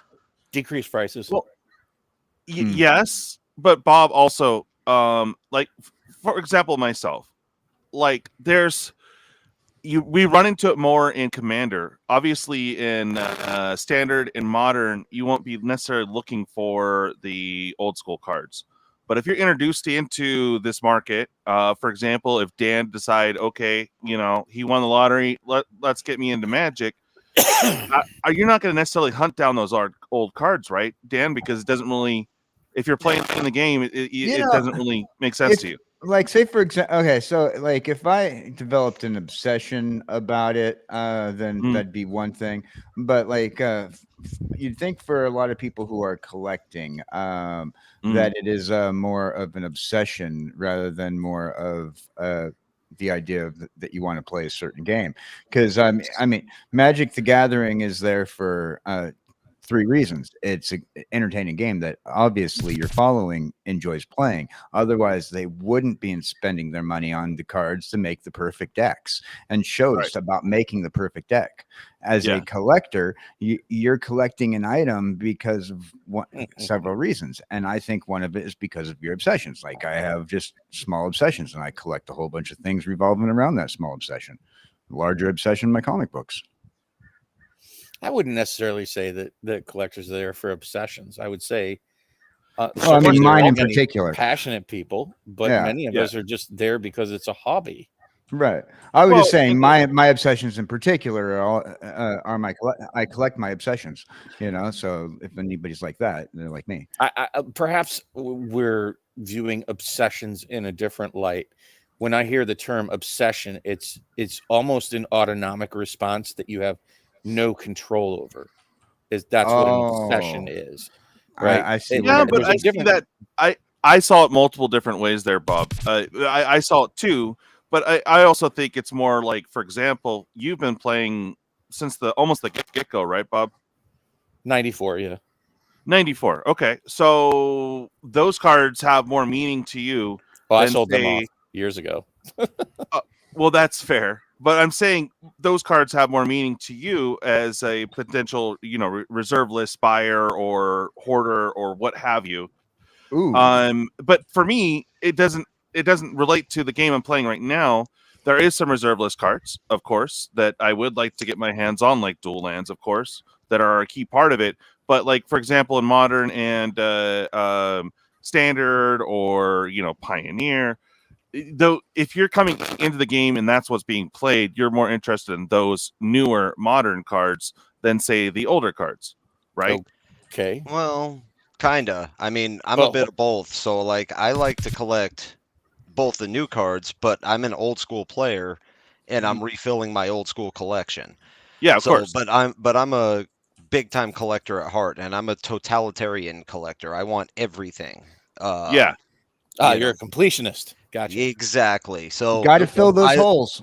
I like to complete more. I like to complete sets. Yeah, well, yeah, a little bit, yeah. But I like to complete sets, and then I can sit there and enjoy my set, flip through my binder, and say, "Hey, I've got my full revised set. Here it is." you know? Yeah. So I'm trying to understand what your point was in regards to obsession and different vantage points of obsession, though, DJ. yeah. To be obsessive and have an obsession, or like just like kind of like different things metaphorically speaking. I'm not talking like I'm obsessed about this. I'm going to stalk it. I'm going to do whatever, you know. But I mean, for the Well, there's plenty of obsessed people in Magic. there are a lot Yeah, of those that's true. people, and I feel like if the I got to have it, the FOMO of collecting is, I think that's a kind of like in your head thing that's been kind of pushed there, especially if you're American public who was raised in the 80s. I was raised in the 80s. I mean, we were broadcasted commercialism the entire time. The Transformers was a cartoon that was a commercial. G.I. Joe cartoon that was a commercial. We were told that we needed these things and we needed them in our lives in the 80s, and we kind of spawned ourselves and are young to do the same thing. And I firmly believe that is layer of obsession where you need it because you were told you needed it. Now, I've always been at the especially lately, I've been like kind of arguing consumerism, because a lot of people are complaining about prices. There's one way to fix a price: don't buy it, you know. And I've been making a lot of people in the community a little mad lately, because I'm like, yeah, well, you know, this is expensive, but capitalism, right? Yeah. You know, And you're correct. Don't buy it if you don't like it. Yeah. You know, and, well, I think he's saying don't buy it in order to basically vote with your wallet and set prices. Yeah. vote with your wallet, set prices, you know, and also it helps like realize that, you know, there's a difference between having obsessions and being obsessive.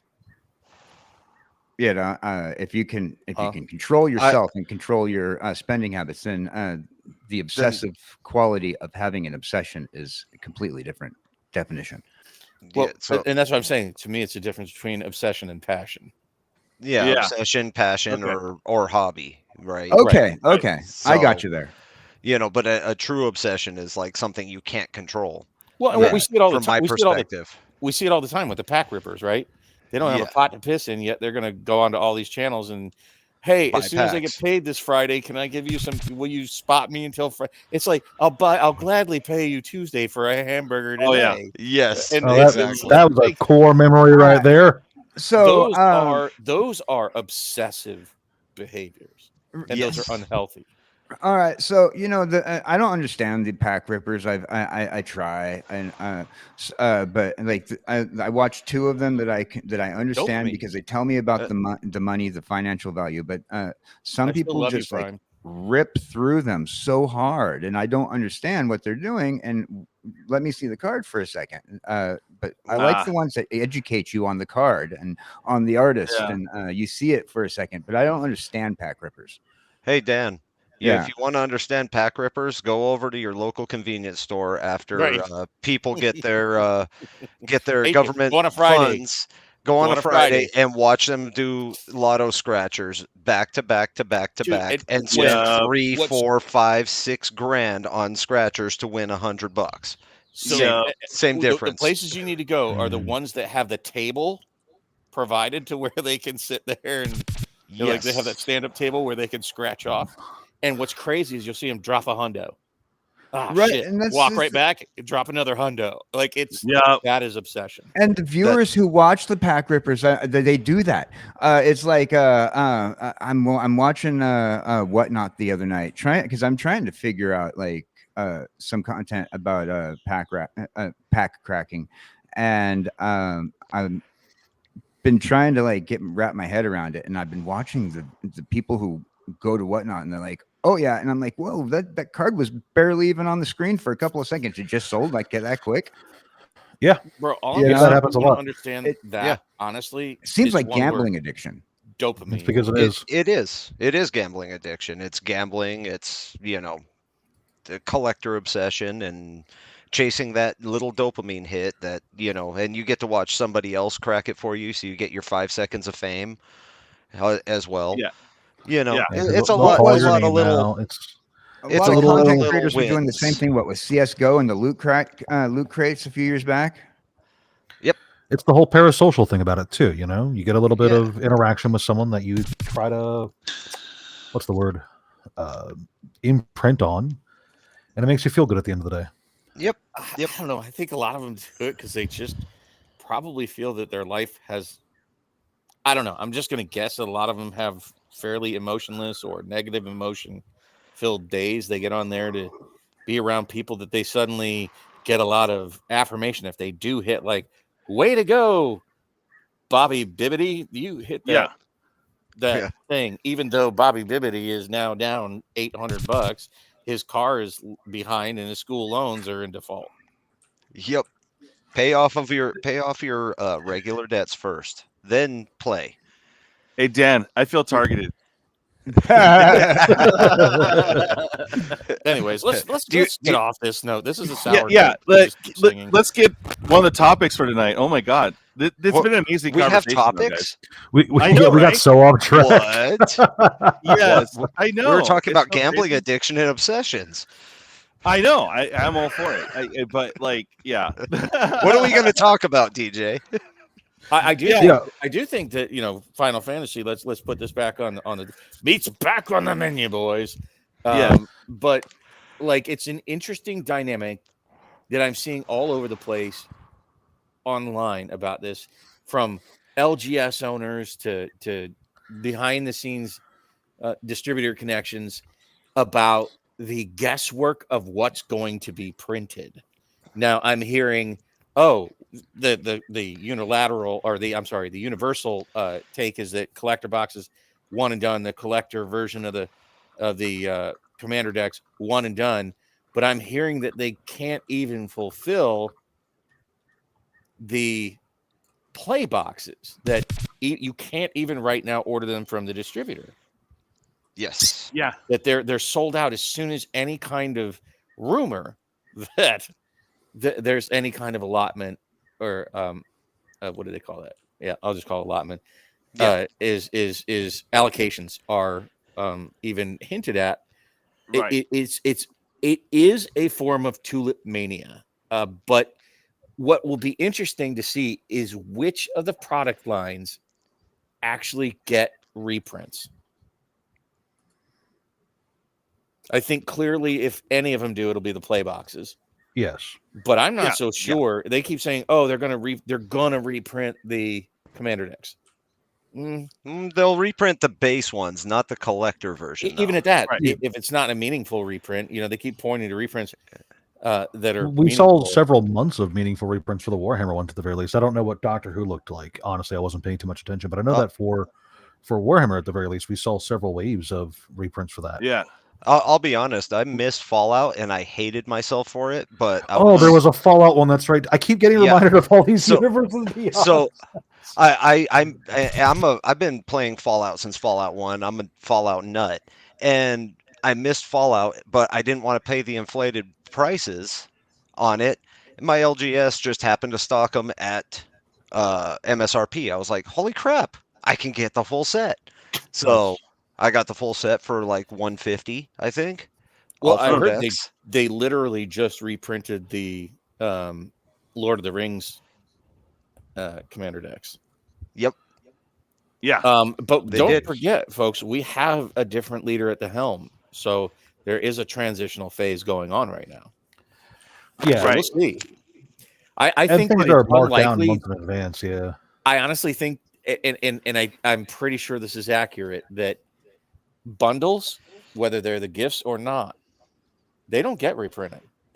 I think it's too much difficulty for them to get all the ancillary pieces, the boxes, the dividers, the special land packs. When they go to reprint, they can't just spin up the old print engine and throw it into a quick to print and quick to assemble cardboard box like a play box, right? You have too many pieces to die, you can't just quickly spin up on demand. Yeah, that's true. Well, we already know, Bob, that bundles, collector bundles especially, and collectors, they're not going to reprint those. The regular bundles, they could, but it's too much work. I The mean, the other logistics stuff's probably is easier to print. bad for any bundle. Yeah. Yeah. So, the other thing too is because they went to the collector's model, you know, for what if you're a collector, you want to see those bling hits, so you're going to be buying more of the collectors. For me, from a gamer standpoint, an extra chance at a few mythics and rares makes sense to me if I'm trying to get certain game pieces for decks, right? So collectors makes more sense there. As far as draftability, though, that's different. If you're altogether. only going after them for game pieces, Yeah, there is no doubt that singles is the way you Yes. absolutely. Of course, know. of course. Yeah, especially at the $200 or $150 for a play box, when you can more than likely within 2-3 months, most of these singles are going to be heavily depressed. So you'll be able to get the majority of the set for the cost of a play box. Right. I'm just saying, like, as far as what people want to see on screen, I'd rather see people crack collectors, because there's not a lot of bling in the plate boosters, unless it's the 1 to 5 cards that are always the big cards in a set.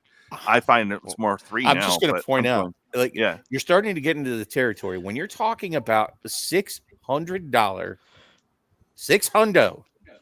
Oh no, at a minimum. I'm priced out. So I'm not even thinking that. Absolute massive taking it right in the pooper is going to happen. Yeah, just immediately, like over and over again. It's just like opening a box. It's like opening a box of Exodus. Nice, Bob. Shots nice. fired. Shots fired. But it was a nice adventure. I'm was. Just kidding, but I'm only just kidding. No, it's cool. Well, think about it. There's a lot of risk in just one item, right? There's a lot of risk in one item. The higher the dollar value, the higher the risk. Exactly. And it's compounded. So, like, $600 3-4 years ago would get you a case of booster boxes, right? Yeah. And that was a risk. Now $600 will get you one box. Yeah. If I handed you a Lord of the Rings Holiday Edition collector box, would you open it? Probably not. No. What would you do with it? Throw it on my shelf with the rest of my products. No, I'd open it. I know you would, Robert. That's why I didn't ask you. I'd be highly tempted too. Most people would grab it and sell that Joker. They're not going to. But the risk of loss is so great. Just like you know what I was looking at? What's his name? Open Boosters? Dan? Oh, yeah. His name? It's 6. I asked my fiance today. Was that today? I asked if I could buy a beta booster box yesterday. And she says it's 600,000. Yeah, as soon as I hit the lottery. But I mean, think about the amount of loss. Just watch Wubby with any. Oh gosh, indeed, indeed. Poor guy. He discovered the rare island. Yeah. Oh no. Yes, he did. He even had a more rare. Another. He just recently opened another beta starter pack for himself. And you're talking about the rare island and the terror. Yeah. That was rough. That literally can happen.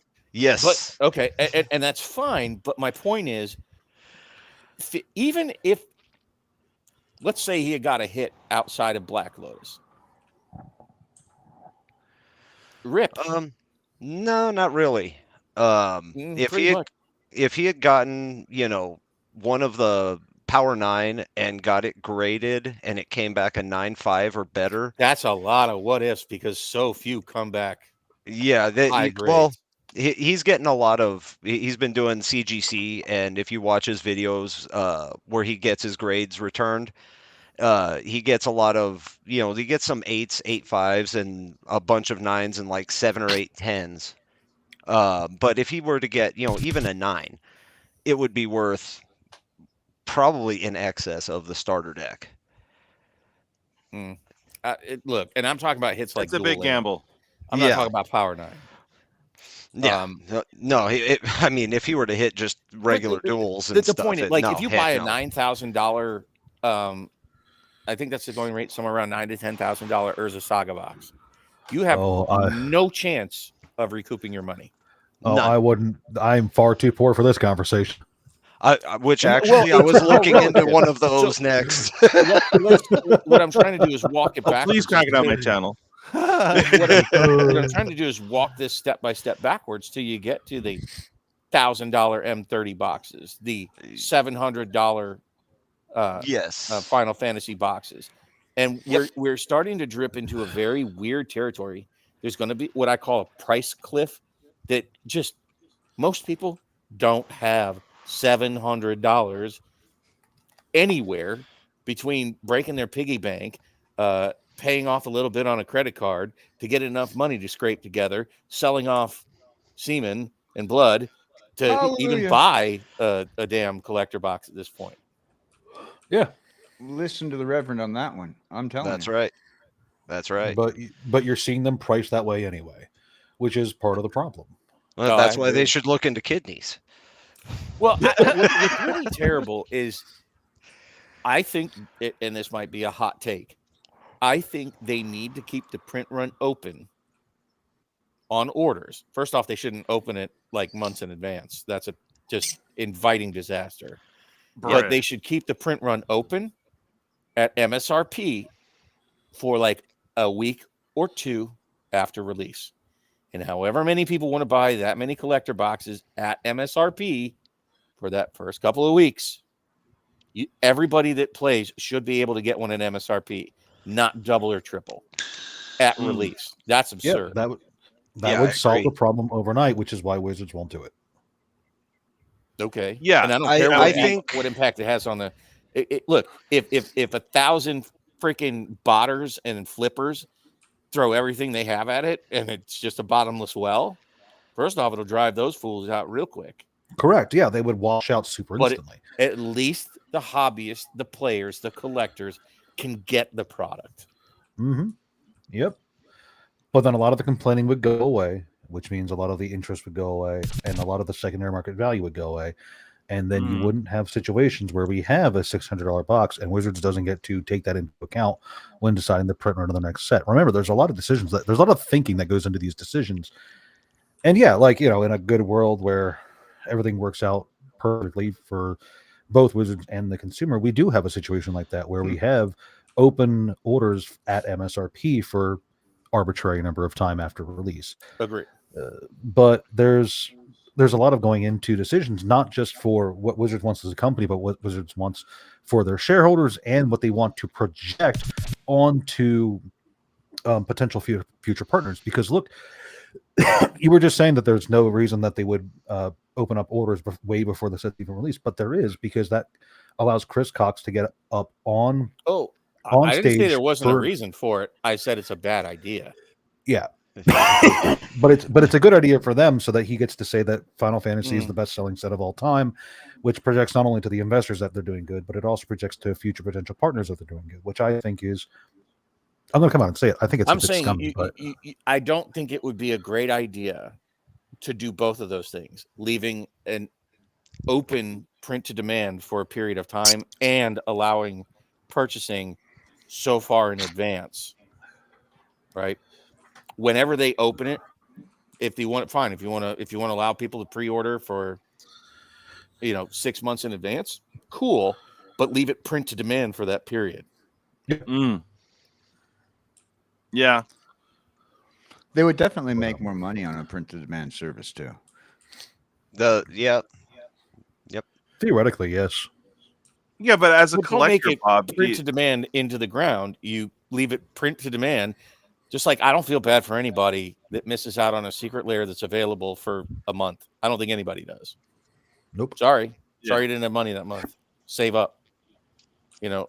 But I feel bad when people are sitting there for hours beforehand, get stuck in some damn queue because they weren't one of the lucky ones that hit it within 30 seconds of it opening, and now your ass out.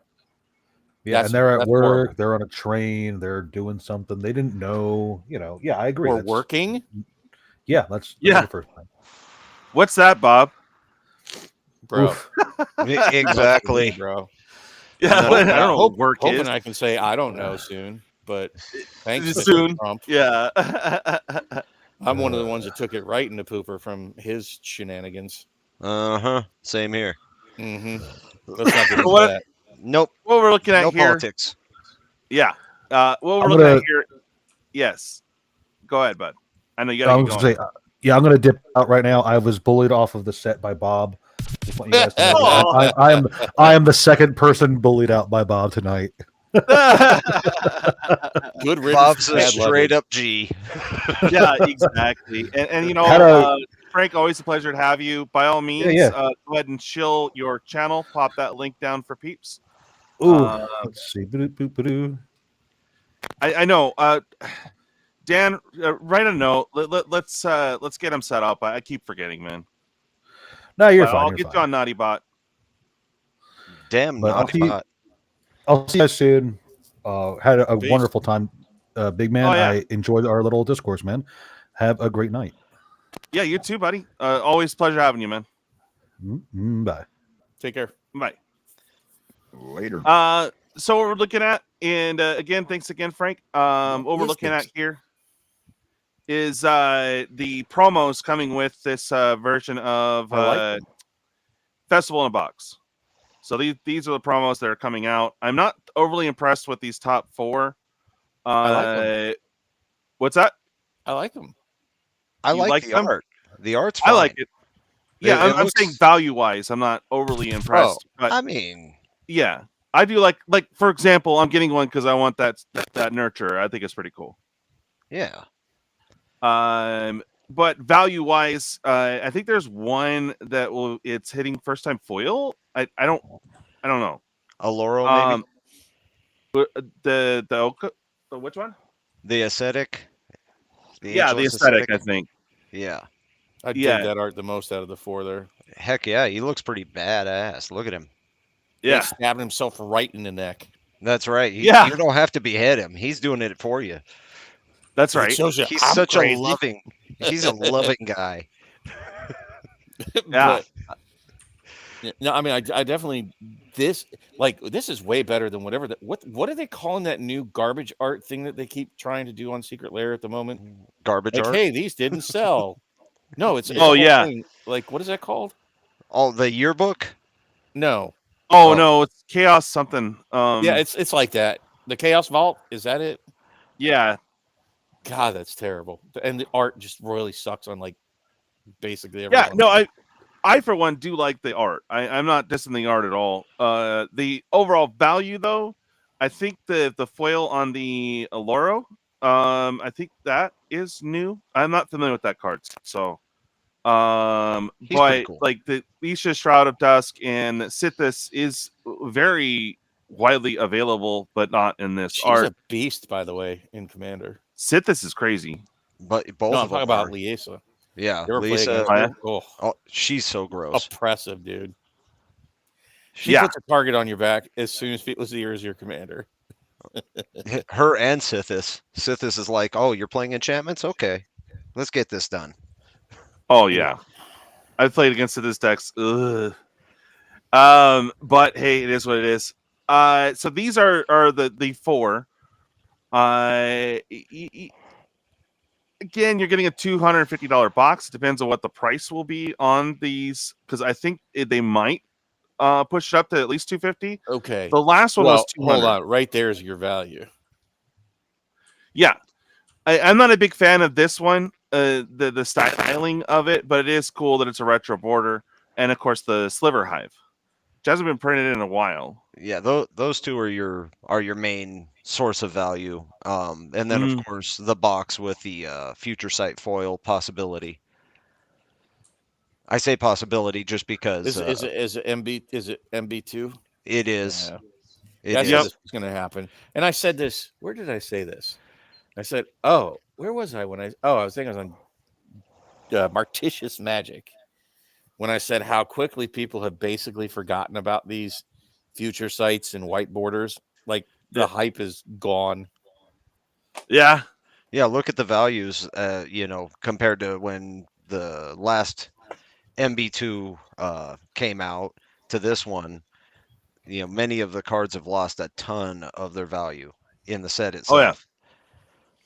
And the interesting thing too is being at Vegas and just experiencing, like, actually going to a seller and just going through my trade box, getting a lot of info. The only thing they were taking from mystery 2 boxes was the foils. That was it. They didn't care anything about anything else in the set. They would not. That's because each box only had one. Exactly. One, foil. possibly 2 foils, and even a 6% chance of getting 0. Oh yeah, Yeah, and I've had those boxes. I was fortunate in my one from the Las Vegas trip to have pulled 2 foils. Of course, they sold, but yeah. These are still fun though. I mean, whether you're drafting I think or ripping them, is awesome. It's just super overpriced. Agreed. Yeah. So And currently the market on this is about $250. if you wanted to buy a box outright, you're looking about $250. I think the price point where ideally should be $200, Where but you it will be at $250. I think. You mean at the convention? No, No, I'm thinking like, there's several excuses they can use. I think this time it will be $250, but I hope it's $200, guys. I'm not trying to jinx us. I'm just saying did they even have it might them for jack it sale up a little bit. at Vegas? What's that? Did they have them for sale at Vegas? Yes. And how much were they? And I think on late Saturday, early or the rest of Sunday, they were selling boxes at $350. The vendors, but because basically it sold out halfway through Saturday, or no, early Saturday. I was able to get a box on Saturday, so but it did sell out, and once it did, everyone was ready to jack up that price to $350, $320, $400 even. It was crazy just looking around the floor on those. But the foils are really hard to get, so I get it. There's also another card in here that most people forget about. Oh wow, is they're already the down printed to 260. Alchemist cards. They're near impossible to pull. Yeah, they're very rare. I've never pulled one. I think I opened like 3 or 4 of these boxes. Yeah, they're very, very, very rare. It's like a 1% these things chance. have tanked hard. Oh yeah. Look in the at last 6 months. Yeah, look at the price list on all the cards in it. Like when I bought, the only Secret Lair I've ever bought was the Magiccon Chicago one of these. And is that the one that had the chrome mox in it? No, it had the it was the most recent one. It had the sliver. What was it called? The first sliver in the future sight frame. And I cracked it open, got Cabal coffers, and I'm like, oh hell yeah! And I looked at it. Oh, it's $25. I looked at it the other day. Oh, it's 17. That's less than regular Cabal coffers now. Great. The white border curse is back. Well, yeah, I'll say this, Genesis, about it is that it's truly a product that's meant to be played in some form of draft. We did a commander draft with a chaos bunch, and we put the mystery booster was the main box that we opened, and it was a ton of fun. It really made for an interesting, night of commander. Yeah, that would be fun. Still, I mean, they're going to do this every set, so it's not like it's a limited run, but it's still fun to get. I mean, if they keep it at that 200 rate, I would say bye. These boxes are fun. A lot of old stuff, a lot of fun stuff. So, do you think it's basically chaos in a box? Exactly. Now, Bob, my question to you was: do you think sell? Buy low, sell high. There you go. Buy the dip. Yeah, that's right. Do you think that they'll jack up the price this time around? Because remember when it was $250, they included some big collector boosters. That was right before they did the bannings, right? But I've said since the beginning of the year they're going to increase. Like, I don't know, think I even came on your show and said it. Yeah. My hot take, my tinfoil hat was that Secret Lair drops are going to increase in price, and unfortunately, the last week or two is certainly, and people are forgetting, because just there was one that little set, the foil copy was like $60. Anybody remember that? And What was like it? the non-foil was $29, and the foil was $59. Yeah, and then the raised foil was 100. No. There's no. I'm talking about the one before that. It was like the one before. Yes. Yeah. and it's because it had like something that had only had one foil printing of one of the cards in there. Supposedly that's what justified it. But how about the double price on the commander deck? The everyone's invited. Uh-huh. It's unfortunate that my prediction, not only did it come true, it was like in a fashion like, oh geez, that was rather severe, rather quickly. Daryl, thanks for the idea, Bob. Yeah. I gotta stop exactly. talking, man, because it's like, oh Jesus, Watsy is listening. they're listening to Bob. They're not paying me for it. They're following you around, Bob. Yeah. It's unfortunate. Like it just Hey, it feels Coach. like What's they're up, man? eliminating more and more people from the hobby, and you're having to accept less and less. It's almost like eating McDonald's anymore, where you're just like paying more and getting less.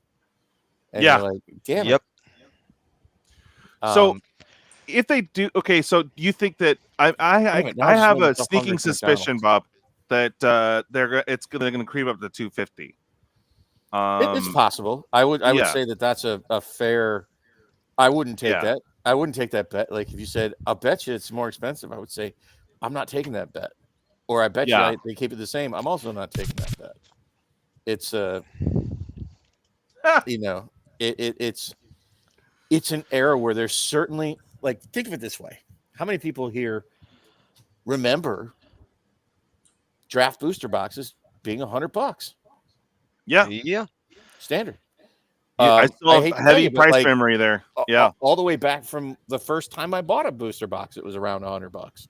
That was like I think 70, it was like 80. $5 for my first box of Stronghold in Yes. '96, and then in 2000, I don't know, 15 or 16, I remember Kaladesh was like $99 for a box, and then in 2018 and 19, it was around $100 a box. Even in 2022, 2023, about $100 a box. Now your basic draft box is what? Non-existent. Well, I don't mean draft box, but I mean the entry level box, which would be a End play set. booster, is set. how much? Yeah, they're what, 130 to 150. Mm-hmm. And Unless you go for Aether Drift. 150 narrative, right? Whether it's Universes Beyond or whatnot, that's what they're trying to set the price at. And that was rather rapid, right? And I don't think we're seeing the end of that. Like, I think they want to push their prices up to like the Pokemon. They're always testing $200 a box. Always. And this is recent. So they went, 28 years, 29 years, 30 years at around $100 a box price point. Mm-hmm. Yeah. Immediately in the last 2 years, well, we want that to be $150. Yep. Yeah, they're gonna 50% increase in the last 3 years. Yeah, they're gonna push the envelope at the wallet and see, and what pushes people back. And I think it's going to be on every product that they push out. Yep. So that was a very long-winded answer for you, DJ. Yeah, it's not going to surprise me if they jack these prices up. They're going to push price boundaries. We are in the era of them pushing price boundaries, which, in all honesty, with the long conversation that I dragged everybody into earlier, was what M30 did, and the VIP, and the collector boxes, and the set boxes when they first came out. And this is what it looks like for them turning the knobs and dials. Yeah. So I think personally, again, don't quote me, I think it will be more than the 200 like last one for some reason. I mean, surprised if it's 3. They were 250. Yeah, they were 250. Don't be surprised if this is 300 at a starting rate. I think it'd be between 250 and 300. Yeah. Yeah, I wouldn't be believe- surprised if I it's believe- anywhere in there. What would shock me is if it was less. Like, you want to shock me? Make it less. Yeah. Drop 200 on us. Let's go. Right? If they drop it down to where I would buy it, the only way I'd buy Mystery Booster 2 right now if it was 150. 150. Oh, okay. Let's Yeah, keep 150. bidding. Let's go lower. I'll buy it at 99. 99 right. sold. right. It cost me 12 cents to print this cardboard. Right. That's right. They've admitted, like, I don't know if you read their public statements, but they like just wide open say that this is a high margin product. Yep. Yeah. Like, that's one thing that they are transparent about. Let me translate that for anybody who doesn't speak that language. They make it real cheap and sell it to you real expensive. Yeah. Mm-hmm. All Secret Yeah. Lair is high margin. Dude, all this stuff is really not that expensive. They can try to tell you Yeah. it is. It's not. DJ and even I in were just bulk, talking even about their that the other day. Their Universes Beyond is really not that expensive on a per card basis. Exactly. Sorry, it's just not. I want all you can eat buffet to be a real card. I just put it in all my green decks just for the funsies. What does it do? It is a real card, DJ. It has Magic the Gathering on the back. Sure Yeah, does. but you can't play it in formats. You can. You can rule 0. Yeah, I guess. It's not And the be same. like, hey, can I include this in my deck just for funsies? Yeah, sure. True. I think there on should those be rare a, instances. I think What was there that, should Bob? be I think there should be a Commander format that is, no holds barred. Yeah. Yeah. I do a no holds barred, no bans once a month, and it is the most fun format ever. I'm talking Yeah. allow Black Lotus, Yep. Tolarian Academy, name it. Moxes. Oh yeah. Do it. It is fun. Good times. So, Bob, is this at a certain price point, or is this just a buy anyways? Me? I'm not. Well, interested. both Bobs, really. Yeah. I'm not going to buy it. Oh, okay. No. How about you, Bob? Nope. No. If Mystery Booster 2 was a more enticing product outside of drafting, then yes. But it's not. After I've cracked a box of it and a few other packs on the side, it's a fun opening experience, but it's not. It doesn't fulfill me. And the value that you find in there does not equate to the cost of the box, in my opinion. When your top hit is Urza Saga white border that you see 1 in every 3 boxes, and that's like a $40 card, why don't I just go spend the $200 and buy a box of Modern Horizons 2? I love Modern Horizons too.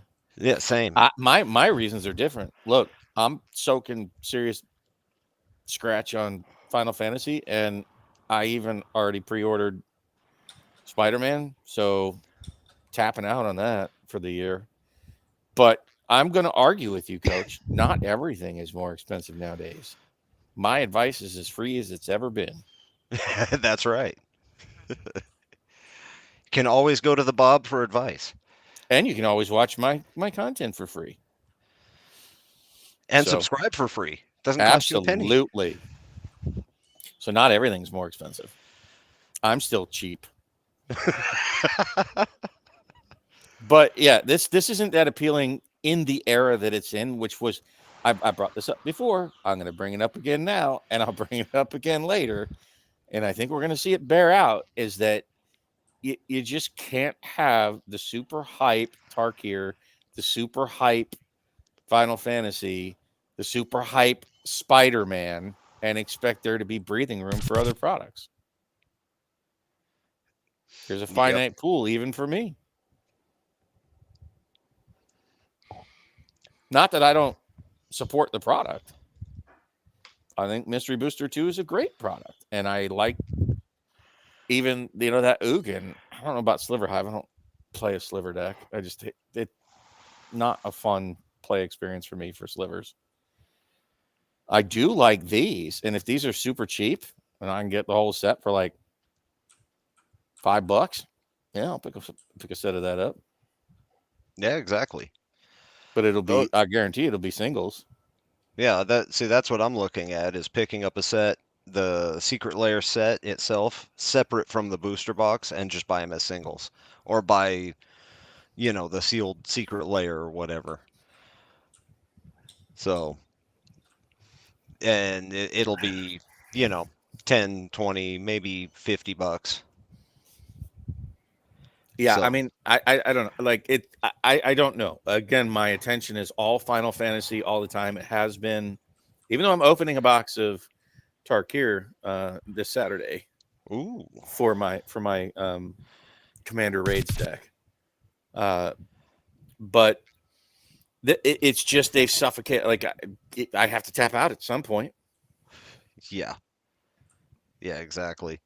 It reminds me. No, Lucy charged a nickel though, Coach. I'm totally free, baby.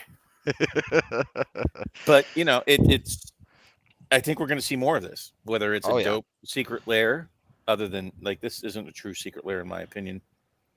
But it would have to be something out of this world to crack my wallet at this point. I've pretty much spent the dollars I'm going to spend this year on Magic already. Done for the year.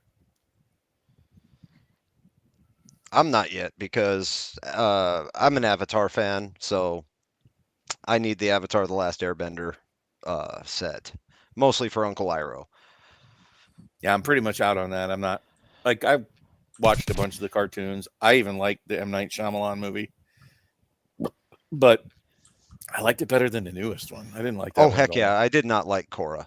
I fully agree. Did not like Korra at all. Yeah, I was like, what? And then the ending was just garbage. The whole thing was, I don't know. I don't really, the philosophy of it, just, why would someone teach blood magic to all of the waterbenders all of a sudden? The blood bending, I don't know.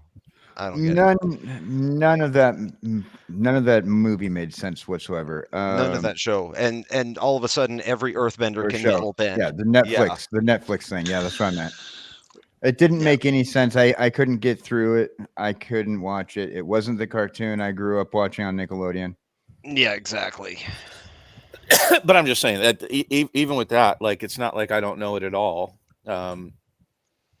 But not enough draw for me. And in all honesty, they probably should have reversed the order that they released the Universes Beyond in this year. Oh, well, maybe, but also remember Final Fantasy has the second wave coming in the winter too. So I'm just saying that if you wanted The Last Airbender to have a shot and Spider-Man to have a better showing, yeah. First off, I think The Last Airbender is the weakest of the three.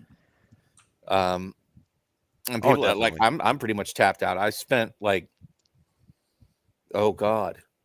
Let me see. I'm trying to think of what my percentages are lower. So like I'm about, I don't know, like I'm about six grand into Final Fantasy, and I'm about 500 into Spider-Man and 0 into Last Airbender. So I'm about 500 into Final Fantasy, 0 into Spider-Man, and I'm gonna go moderate to heavy. I'm gonna go maybe 2 grand into Avatar, and in the meantime, I'm gonna source an Urza Saga box so I can draft it with you one day. Dude, that was my absolute all-time. Absolute. Like I went to Friday Night Magic so much during Urza Saga and Urza's Legacy, and I absolutely loved it. Absolutely loved it. I wish people could experience Magic at that time. It was even better than like the OG. That's 4 years into my Magic journey, or 5 by the time that came around. And the original, it was just so unknown, and it was so kind of jank in the beginning, and just nobody knew shit. And by the time it was a mature game by the time Urza Saga came around, and there was established, dude. When I went, the difference between like Ice Age pre-release and Urza Saga pre-release. Now, to be fair, I was in Okinawa for Ice Age, and I was in Las Vegas. I was stationed at those two places for those two releases. Oh yeah, you're talking but dozens Urza versus Saga hundreds. Yeah, Urza Saga was just absolutely massive, and I agree with you, Prime. Urza Saga block best gets my block. vote, but I mean, Yes. they don't have blocks anymore, so it's kind of hard to. I'll say the set that gave me the most enjoyment in the modern era, like the most recent 5 years, Modern Horizons 2. Probably the second would go to Core 21, like for just good feels and just good time. Right. But it's not even just nostalgia. It was so much more fun. It was fun. It was a powerhouse. Like, beforehand we had the Wrath cycle, which was worlds more powerful than the Ice Age and cycle. it was okay. Yeah, I mean, And- I didn't mind Tempest and Stronghold. Really didn't care for Yep. Visions that much, but No, Visions was bleh. Kinda And weak. Mirage was the same way, kind of. okay. Let's put it this way. So Urza's Saga was But the best of its block, and then Urza's Legacy was the second best, and Destiny was like the weak one of the bunch. And it was the opposite for like that, the Wrath cycle where Visions was the weakest. Then It's Tempest so was- hard to call between Tempest and Stronghold for back in the day. They were both awesome. Yeah, Stronghold with the Mox Diamond in there, that was just such a hit chase. That was so intense. And Sliver Yeah, Queen. but back in the day, Tempest with its trade wind rinder and the Oh God, the time warp, and like I don't know, man. and Like, Icy. Using it was- Icy with those. Oh gosh, that was good times. It was both of those were really strong. But then Urza Saga came along and was like, whoa. Yeah, like that shit was busted out the gate. Yeah, Like it was they had just a ban the like Memory Tolarian Jar. Academy. So no, Urza Saga, not Legacy. Yeah, no, I think Memory Jar was banned even faster, but yeah, it Tolarian was Academy got banned within a pretty quick. couple days almost. Yeah, it was. Yeah, it was like a ins- month. I think it was around. It was insane, and was even to this so day, good. it's banned everywhere, and it's still a $200 damn card. Oh yeah, I love it. I love it. I love So- the card. I hope they unban it. But it was so much fun to play back in those days. Oh yeah, yeah, it was And great. it's like I keep chasing the dragon on that. I want Magic to be that fun again. But now it's become so much more about the money. There's so much more of a money focus. Like that, I just don't recall it being that way back in the day. Sure, it was an expensive hobby, but it wasn't all about the money. And you didn't sit around watching people crack packs. That just wasn't. You wanted to be in there cracking the packs to build a deck and play. Like, shut up and play. And Yep. it wasn't people sitting around cracking, beta packs, which would be equivalent. Yeah, Like, exactly. You just didn't see that shit. So it was a very different vibe. Yeah, the whole time span back then was totally different, and it was intense. It was. It was just intense. Yawgmoth's Will. Oh my God, being able to Oh, play yeah. stuff from your graveyard, like holy crap. Dude, the card that I just hated so much back in that era was Hatred. Mm-hmm. A shadow creature with hatred. Boom, you're dead on turn 2. Oh, thanks. Yep. Dark Ritual twice, and bam, you're done. Yeah. Yeah. Oh, those were the good times. And of course, the shadow creature was always a black shadow creature, so you couldn't just terror it.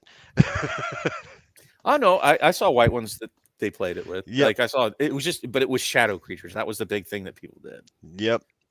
The Wrath cycle with But- their dang shadow, and then Urza's was just so busted that I mean, majority of the power cards are banned or restricted in most formats. So, Oh yeah, yeah. But I wish people could experience it, and I've often said I wish they would reprint just so I could even have the experience because I've never gotten it. I wish they would reprint beta in boxes. Yep. Even I don't care if put a pink plaid border around them. I don't care, and they're not legal in any format. I would love to just sit with friends and draft and play it just to have that experience. yeah. And I think that, okay, if I want that from beta, I think that there's something there that they could do for all those sets, put a different back on them. You know what I mean? Exactly. And just make it they're only playable in those, blocks, those formats. You know what I mean? Yeah. Let people play the Four Horsemen in real life. Let them feel what it's like to play a Mox on turn 1 and tap it and be able to do powerful things. Busted Play things. play a Black Lotus on turn 1 and just, wreck. Be able to cast a Juzam Jin on turn 1 and that's it, game. Basically, unless your opponent has swords. That was let channel not be banned. Like channel fireball, you're dead. Channel Fireball. Yep. But yeah, no, I'm saying that I would love to see that. Oh yeah. And I guess that's why I like M30, because it's the closest we're probably going to get to that. I think it was a mistake not to print them in a booster box. I agree. They should have printed them as a booster box, not juice the packs like they did. Have, like the chase being the retro bordered, and charge $1,000 for a box. I think would have been far more palatable to the public. Oh yeah, and people would have ate it up. Oh yeah. I want to chase. You want to know what it was like to play beta? Here, buy $1,000 box. Okay, exactly. And I think that would have been a far better experience. But getting 4 packs certainly feels like a rectal exam. But yeah, and there's no reason they couldn't have. But at any rate, I think they should still do it. I really think that would be, present people time warping capability that weren't even born back then to pull a dual land in a pack. Yeah, let them feel it. It's a sensation that I wish everyone could experience. Absolutely. Anyways, I'm not sure why I went off on that rant, but I want the game to be healthy. I think all of us here do. Otherwise, we wouldn't be here at 10 o'clock on Eastern on, YouTube talking about Magic. If we didn't all want health for the game, long-term sustainability and health. Yeah, and fun for everyone. Well, I think those go hand in hand. Yeah. So, and I think that there's too much that they're limiting the fun at the prices to just a few. Like I don't even get to join in the fun with the collector boxes. Too pricey, too much loss. So I'm out.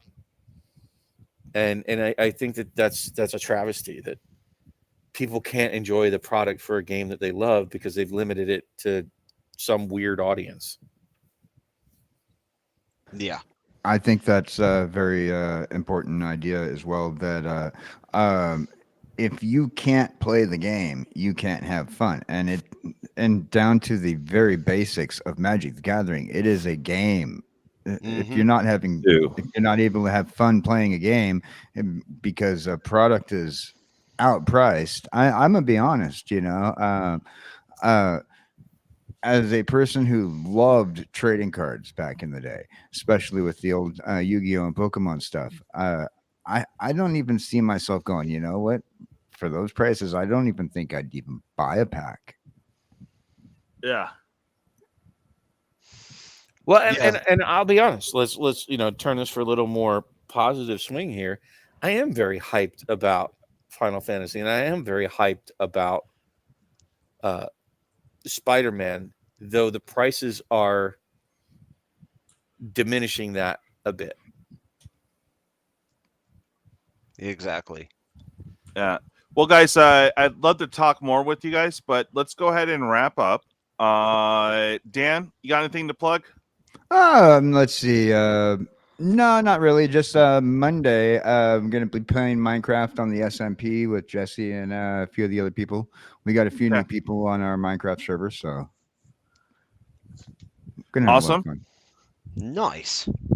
And Bob, I know just Saturday, but if you could tell them what time to tune in on Saturday. Well, first of all, PSA, I think you should reverse mortgage your home. I think you should charge up all your credit cards, sell a kidney, and take a loan out on your car and a payday loan to buy yourself a collector box for Final Fantasy. I think it's a great idea. That is financial advice. follow that. Full on financial advice. Sell body parts. Yes. But no, every Saturday for Cardboard Odysseys. Cardboard Conversation is the name of the show. Our channel is Cardboard Odysseys. And unfortunately, you're going to have to be I don't want to say unfortunately. Fortunately, for the members, you get to tune in and watch me open product, which is a very, very rare event. Very rare. In the public. I open product, but privately. He likes but to I'm doing enjoy it- his cardboard in the privacy of his That's right. own self. Well, that, and I sometimes share it with Sherry Vegas, and she doesn't want to be on camera, and I respect that. But cracking it so that we, I'll be the last one. There's 4 of us. The other 3 guys have already gone and cracked their boxes and built their decks out of Tarkir for the Commander raids, which will be next week, I believe. For us playing Commander raids with the decks that we're building out of, we're doing a box break similar to what I guess Jake and Joel both still do to build Commander decks, but these are specifically for Commander raids. So delay the wedding for Final Fantasy. I'm going to do both. I'm going to open Final Fantasy at my wedding. I'm going to give Final Fantasy collector packs out to all the wedding guests. Oh, damn. He's only going to invite 3. Yeah, it's a very small party, but yeah. Yeah. So anyways, that's what we have going on. So I don't mind shilling a little bit for that. Yeah. Tune in if you want to hear me rant and rave more. And my channel partners argue with me all the time. So it's fun. It's a witty repartee. Would love to see anybody there that wants to join us. Great times. All right. Let me see. Yeah, definitely go check it out, guys. It is good times for sure. So I popped it up earlier. Robert like that? Damn. What? You didn't let Robert shill. Oh, no. No. Chill. I didn't. Not yet. I didn't. You got me.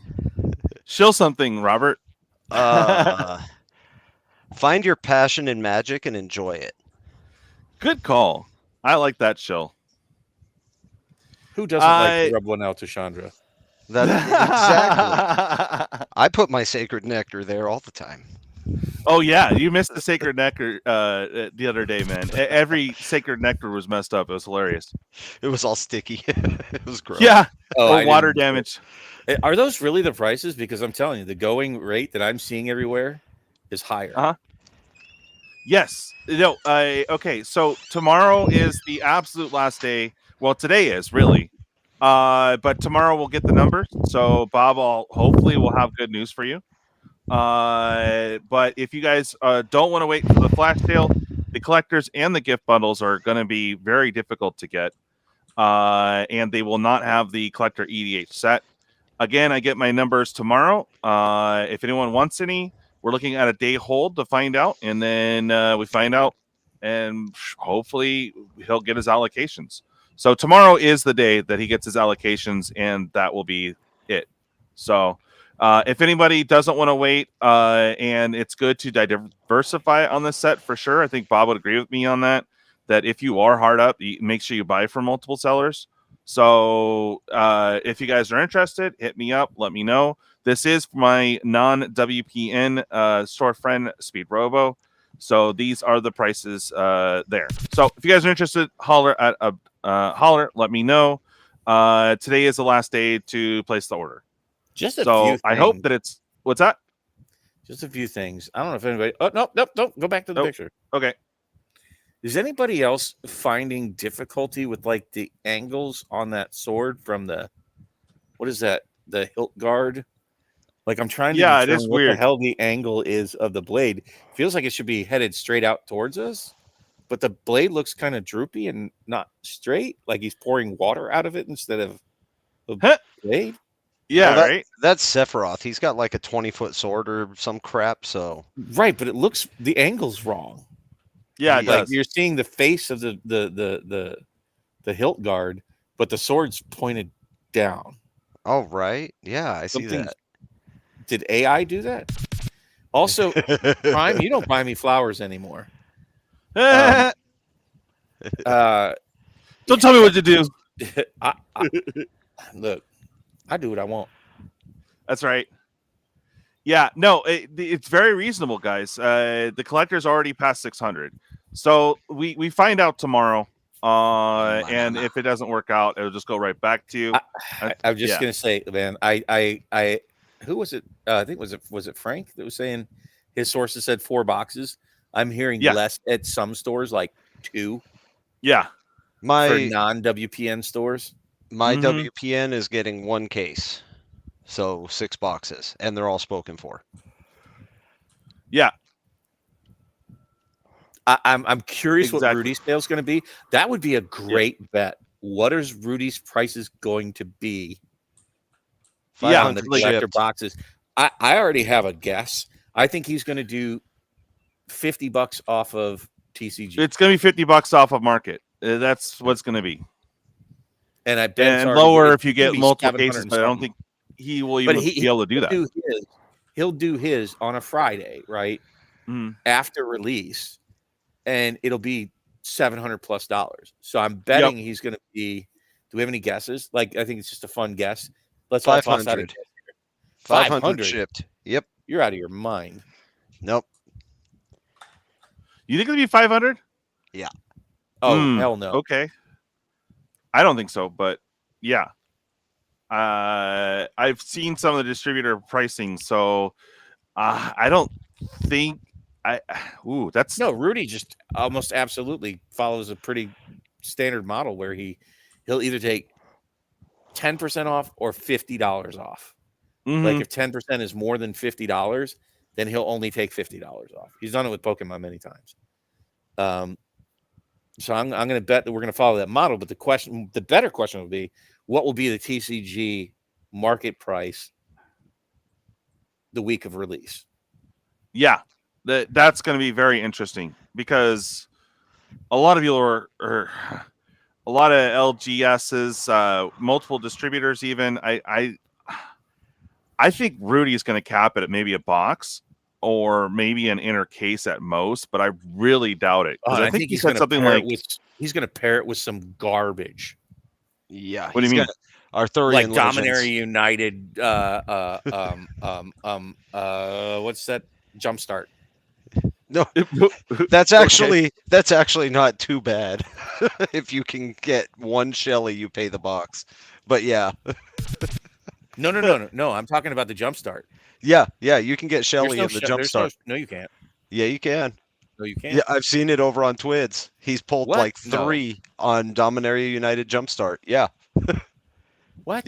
Yeah. How is that possible? It's not in any of the packs. She's in the black packs. You can get her in as a mythic in one of the black packs. Yeah, extremely rare, but yes, extremely rare. It's possible. I've seen him do it 3 times. It's like, what the hell? Yep. So it is a thing.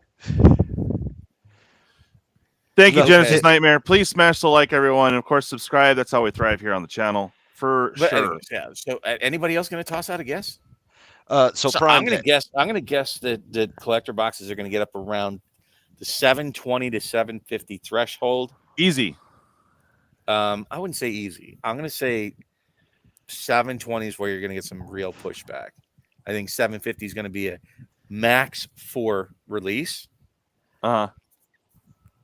So I'm going to toss out. Rudy's going to sell them to patrons 1 box, $675. Sounds about right.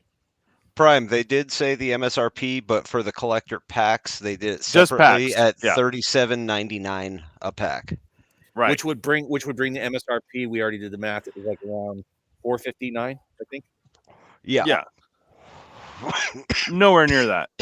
I don't think it's going to dip. They should leave the print run open. Yeah. At whatever time they allow pre-sales at MSRP, right? For say 3 weeks. But then that leaves a problem. Like you would have to means that you'd have to go through Amazon, right? Mm-hmm. Yeah. Because that's the only way they could guarantee to keep that vein open. So again, I don't know. Like I don't know. Honestly, I think it would be. This is a revolutionary idea. Do you want this? You guys want this? Is this late in the show? Maybe I save it for next show? Sure. I think that they should switch collector boxes if they're going to make them this rare to a direct sale through WotC, so they have full control over it. Collector boxes, and they limit the number that you can buy. Ooh, That's just like spicy. Secret Lair. That would be awesome, Bob. But I don't dropped think they'll a ever bomb at 10:14 on your show. do it. WotC's listening. Spicy, and WotC's listening. And That's right. That's right. Now they're going to do it. That. Wait, Think about 6 months. 6 6 months from now, all collector boxes on Secret Lair only. Website crashes immediately on loading. Right. Yeah. Right. But at least that way they could control the botters. They'd have positive control over that. They could limit the number of boxes so that all people get a shot at it. And you don't have shady deals going on between distributors and other folks. Right? Yeah. And I'm not saying, I'm talking about the pre-orders. Like, if you want to let distributors sell to stores so that they can have collector boxes, fine. Let those flow through the normal channels, but allow a period of time for anybody that wants one to get it through Direct Secret from Lair, WotC. and you make it print to demand. Right. Nice. In an ideal world, that sounds amazing, Bob.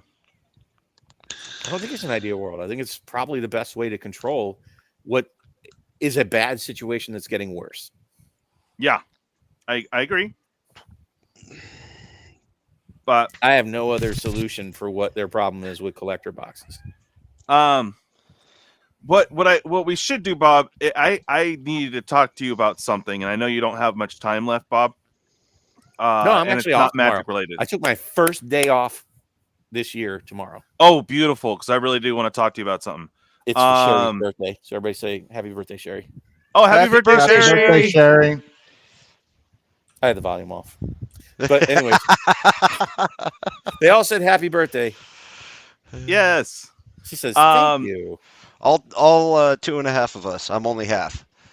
All right, now I can hang out after the show if you want to let. All right, go. Yeah. Oh, there you go. Now it's on stream. Even thank you, Genesis. Happy we birthday, even have Sherry. people in the stream saying happy birthday. Oh yeah. Well, happy birthday, Sherry. I hope you guys are having an amazing time. But let's go ahead and wrap up the show, guys. Thank you so much, everyone, for joining in and hanging out with us. We had some great conversation today. Holy crap, it was amazing. And we do this every Thursday, so do tune in. Again, if anyone is interested, through my non-WPN, orders will be cleared tomorrow. If not, then straight money back type situation. But I've been working with this guy for the last couple of years now. So when he gives me final numbers for Final Fantasy, we're golden. So we'll see what he can get. I mean, that'll be entertaining in its own self. So the other thing too is we were talking about some side boxes. We're looking into maybe some new cap. People are trying to get some lands, and I believe. I don't know if other people are sharing in this thought process too, but I know Robert wants to get some Ravnica remastered. So we'll talk about it more. What's that? Commander Masters. Too. Commander Masters. There you go. Yes. Rav remastered Commander Masters. Yeah. Commander Masters. Okay. Well, I will look into all those boxes for you guys. But yeah, I hope you guys all have a good one. Thank you everyone for joining us today. Sorry, my setup here is a little weird, but we will see you guys for sure on Sunday for some late night EDH, and I might have something between now and then. We'll see, but we'll be seeing you Saturday. Actually, that's what I was going to say. Saturday, if any of you guys are up and want to hang out with me, we kind of meme a little bit and let the spoilers flow. But they are starting the spoiler season early. Going to be at PAX and Twitch at 9 p.m. Pacific Standard Time. So that's 12 for Eastern heads. Saturday will be the start of the Final Fantasy promos. because it's going to be a 2-hour thing, so they got to be showing some spoilers, right? Do you know? I doubt it's going to be all time art. is that? What time is that on Saturday? 12 Eastern, but we'll be here, doing a thing here, hanging out, maybe talking about the cards, and I might know, join you if you memeing. want me. Yeah, by all means. We have fun. It usually ticks some people off, but Robert and I have done it before. Have we? I know we've done it with TCGDude, but yeah, we'll be up in the morning trying to cover that. So if you guys want to hang out with us, by all means, come hang out. If it's my homie Blake, you know I'm in. Oh, always, Words. dude. Yeah, I know. I gotta find that again. But thank you everyone for joining us, and we'll catch you next time. And yeah, Bob, I want to talk to you about something. All right, you guys have a good one. Adios.